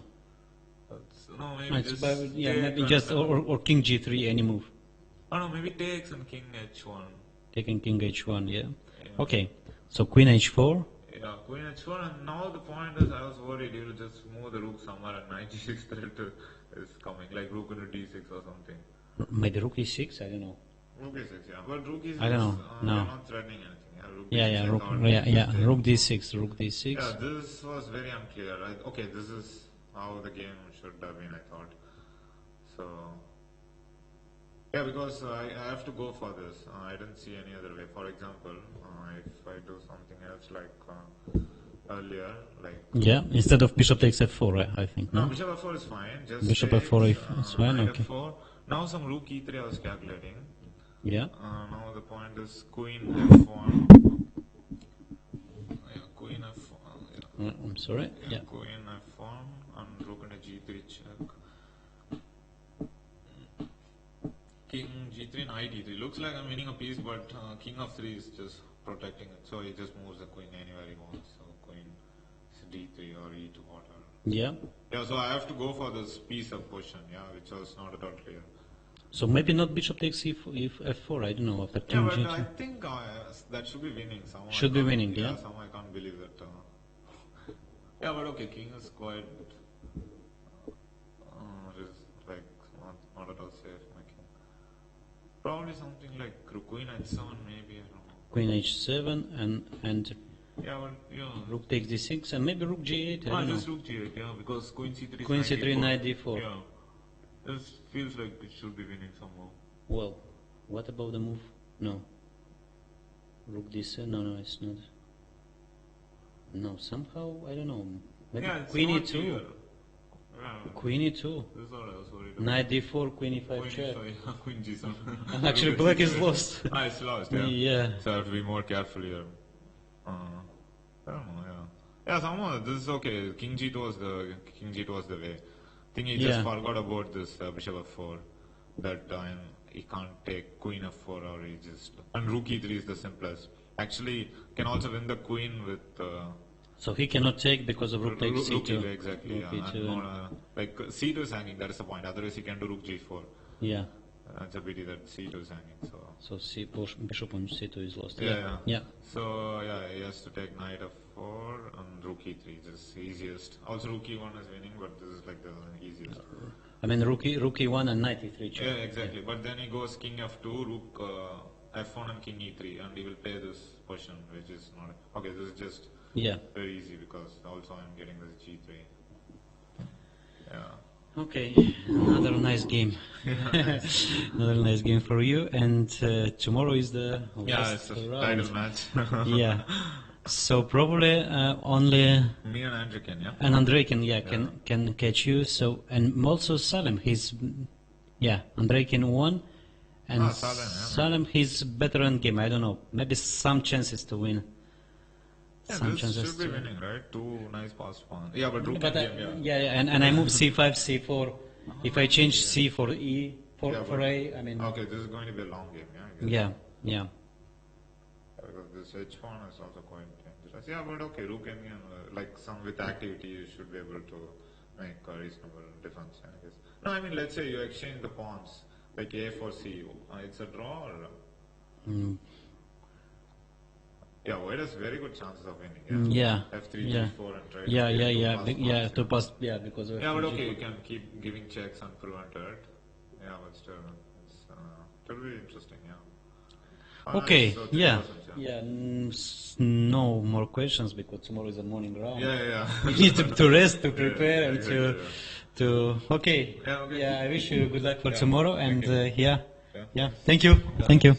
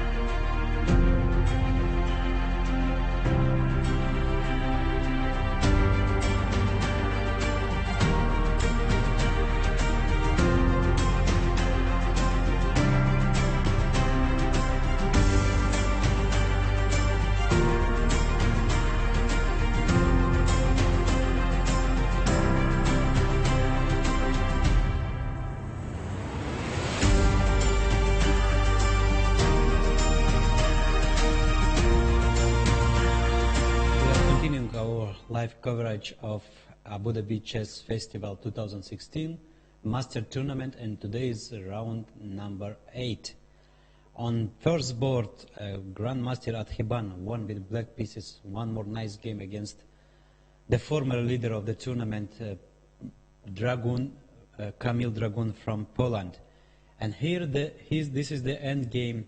This is the end game between Grandmaster Salem from Emirates. He played with Grandmaster Amin Bassem from Egypt.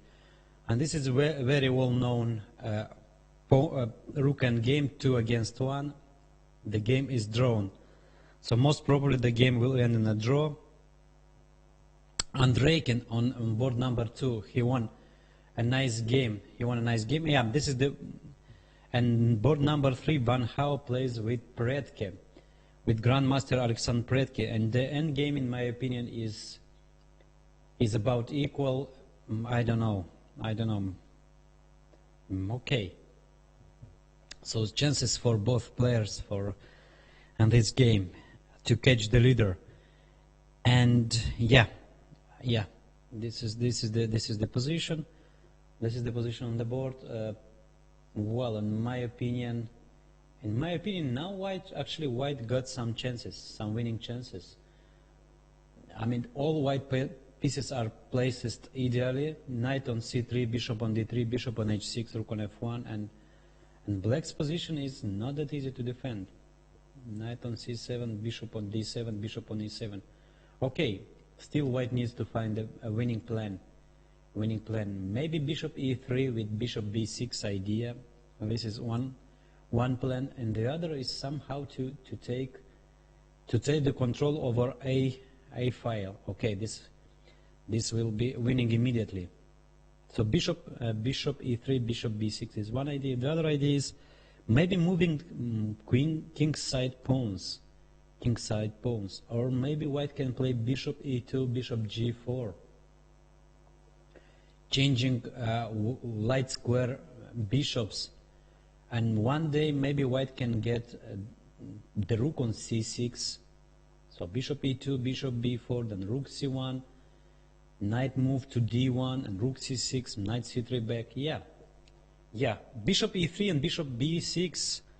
Van Hau is following my advice. So bishop e3, bishop b6. So now black's only move, I believe, is rook a6 to keep b6 square under control. So rook a6, and yeah, no, this is not the position on the board. And it is not the position. We are on 15 minutes delay, so it's very difficult to follow the game.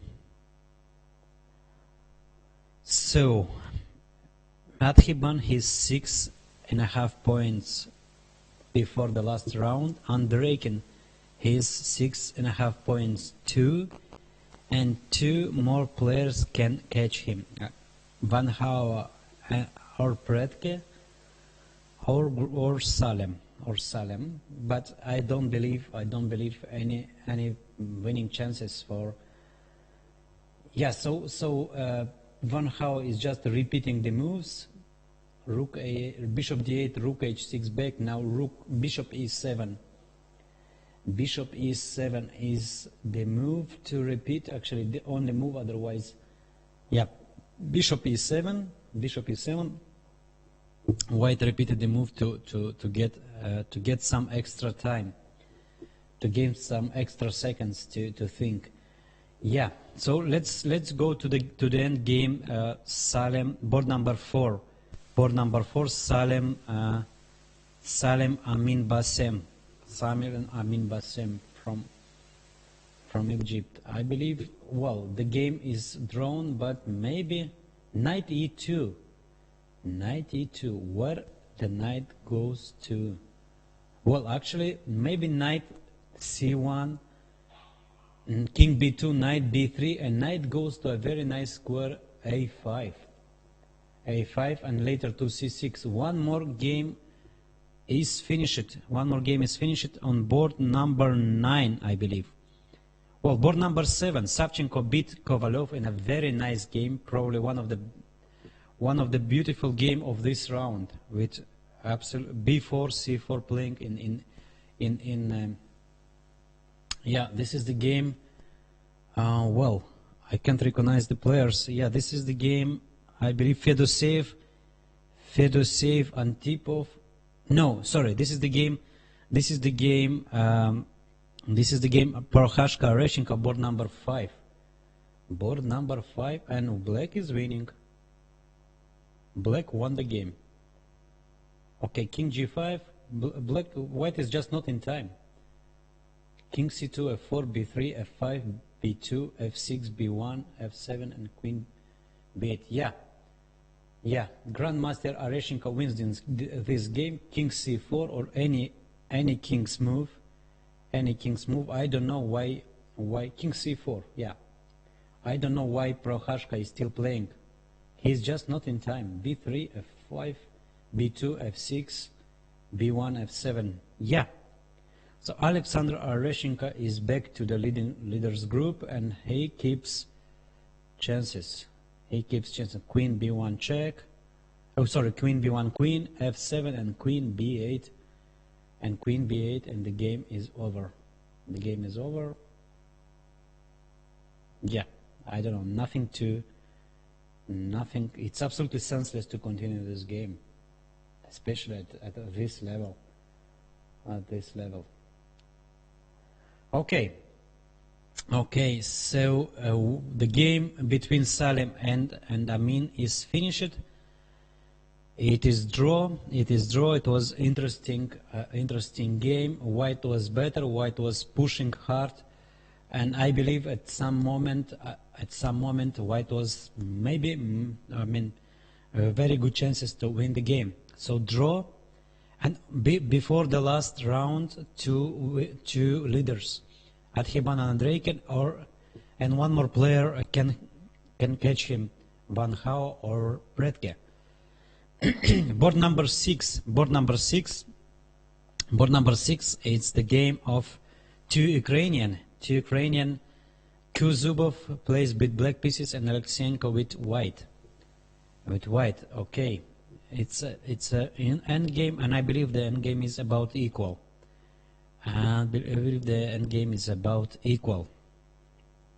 So board number 5. Okay, and what else? What else we have now? Yeah. So two more games are actually in progress. Only board 3 and board 6. Board 6 and board 3. The other games are decided. Already decided. Yeah, board number 6. Alexeyenko Mikhailo plays Kuzubov. So knight. Yeah, white is 2 pawns up, but I believe white will lose both of them, and black's pieces are too active to have any problems. Well, only white can be in kind of trouble. But okay, the position is drawn. The position is drawn. Okay, maybe even black can play. So back to board number 3. Van Hao Predke. Yeah. Van Hao Predke. Knight. White knight is not on a5 as I expected. But knight is on f3. Okay, the position changed a lot, but still black can do anything. No real counterplay for black. And white knight wants to jump to g5. h7 pawn. Yeah. So black pieces are too far from a king side. Bishop b8 is the only move. Knight c7, yeah. It's time to come with pieces back. And what about the move knight g5 now? Knight g5.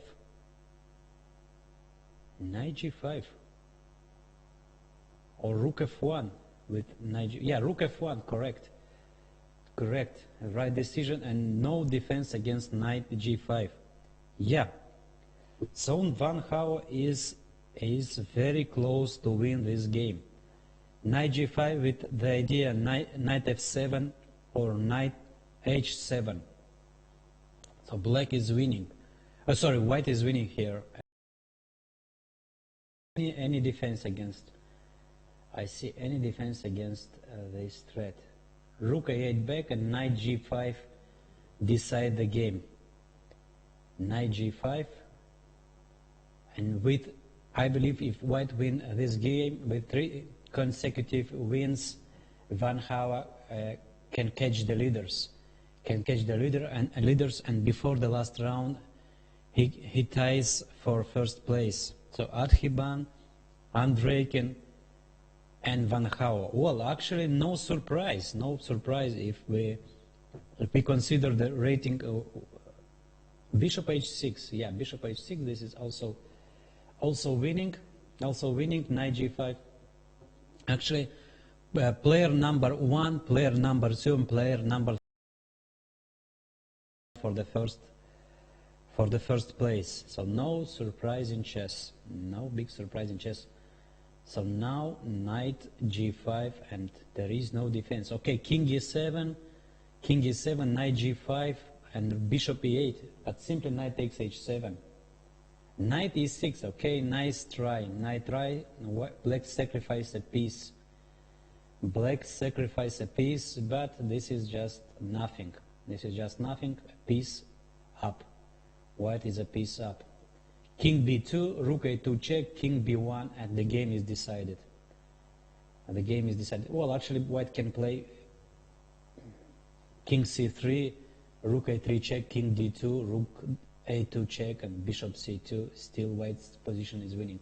But I believe king b2, rook a2 check, king b1 is clearest way.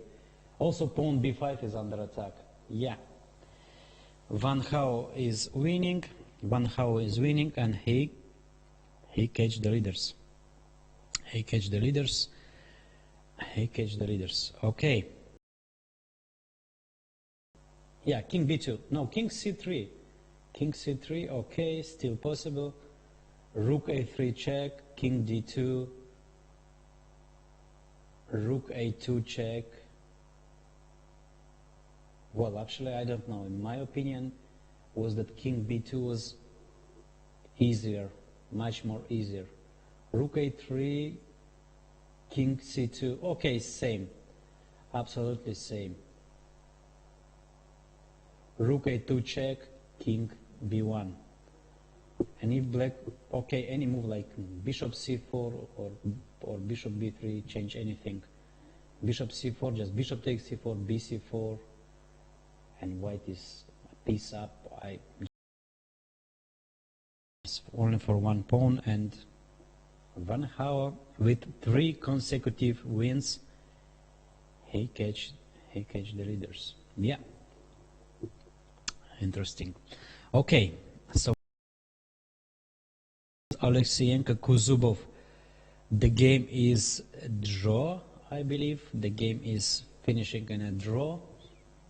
So no one is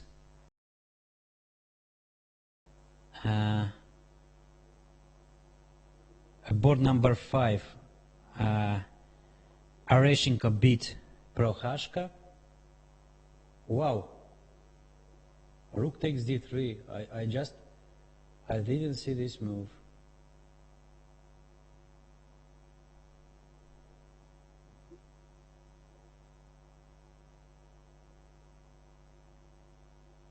So it was just a blunder.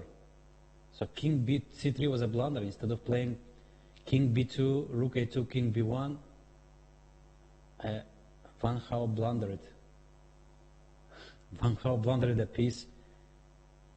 Knight g5, and now bishop c4.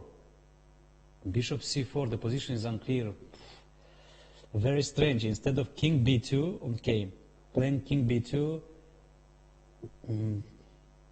rook a2 check, king b1, the game is over. He blundered a piece. What? Wow. Wow. And now black is winning. Black is winning now. Black is a clear pawn up and absolutely winning position. What a blunder. What a blunder. Unbelievable. Unbelievable. In absolutely winning position, Van Hau blundered a piece. Blundered a piece. Yeah. Well, I can't believe this can happen and at this level. At this level. And even rook f3, yeah, of course, rook takes f3, g takes f3, and black should win this game. Fantastic. Well. Yeah, now bishop e3, and bishop f4 wins the game.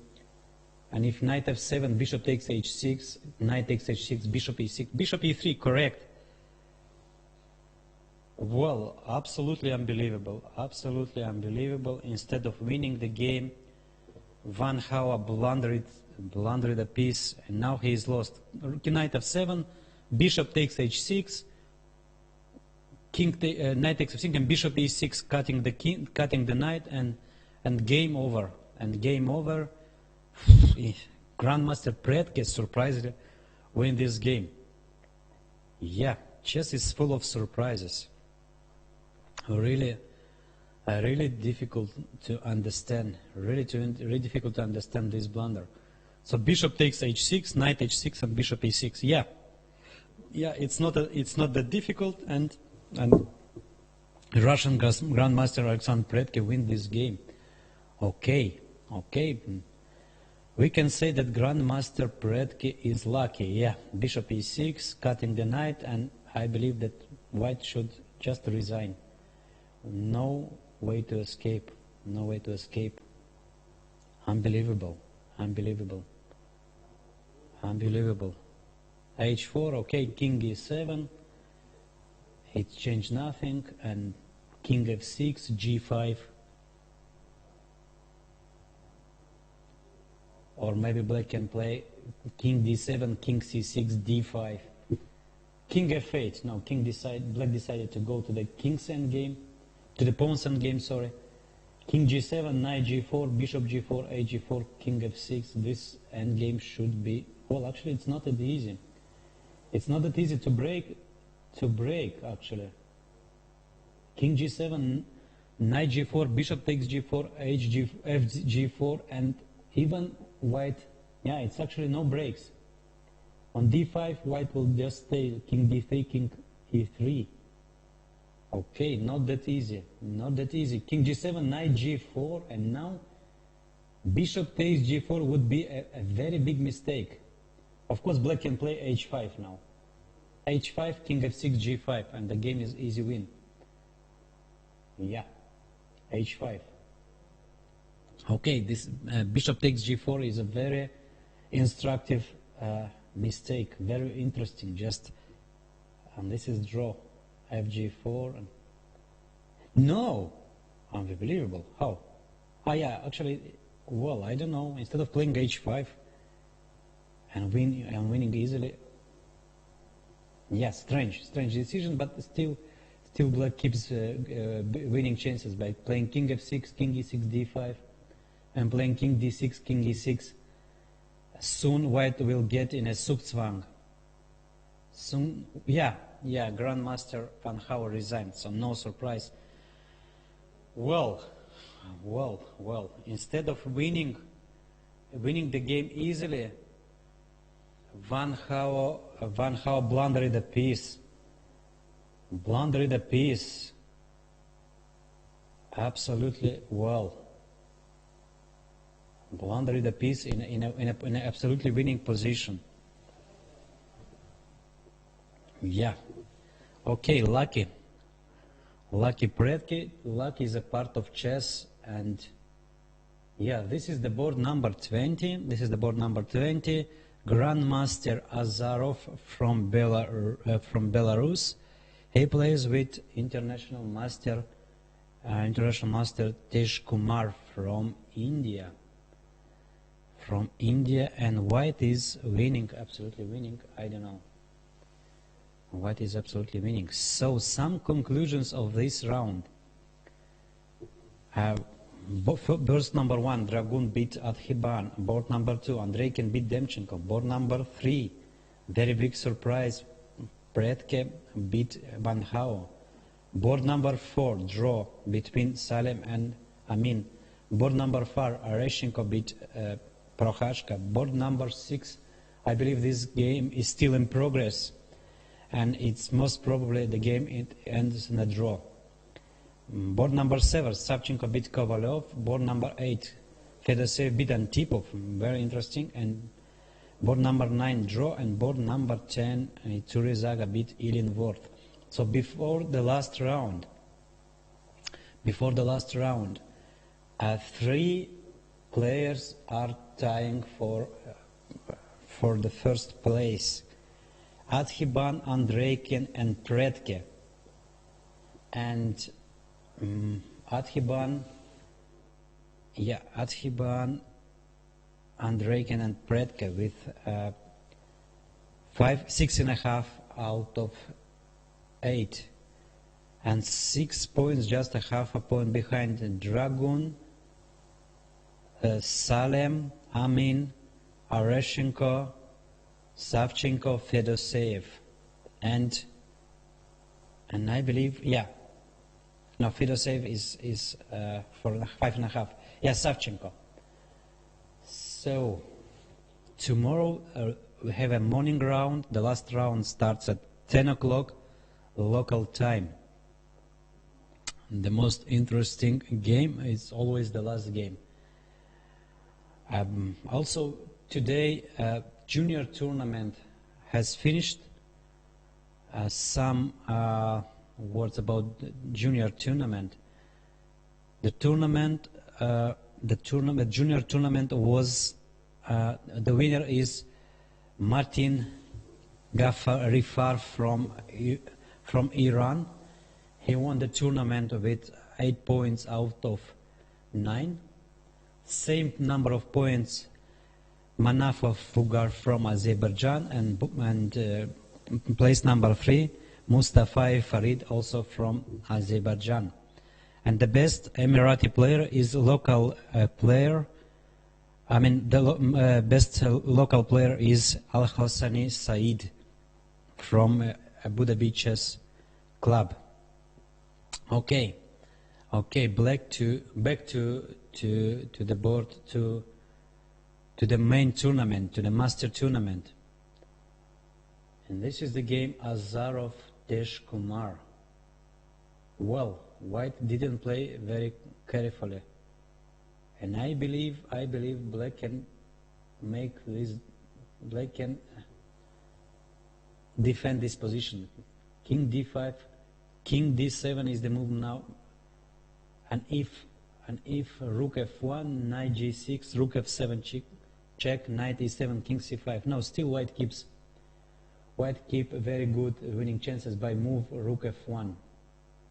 Rook F1, attacking the knight, and if Knight G6, Rook F7 check, Knight E7, King C5.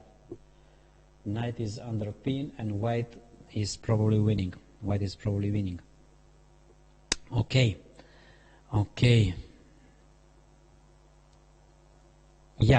Board number 6, Alexeyenko, Kuzubov, they made a draw. No big surprise in the other games. Rating favorites, they won their games. On board number 11, Andreasyan, he beat Sajikovsky. On board number 13, Banosh Tamash, he is back after 2 losses. He won against Grandmaster Prasanna from India. Zubov is back to the leaders. He beat Swapnil from India. Well, Bortnik, Grandmaster Bortnik, he lost. This is a very big surprise. He lost to international master from India, Krishna. Not that strong. So all games are decided in a leaders group. Well, thank you for staying with us. And do not miss the last round of our tournament. The game starts at 10 o'clock local time. And I believe the game will be very interesting, especially the round will decide the first prize, the winner of the tournament. Thank you for being with us, and I'm Grandmaster Viorel Ordokescu from Moldova. Thank you, stay with us.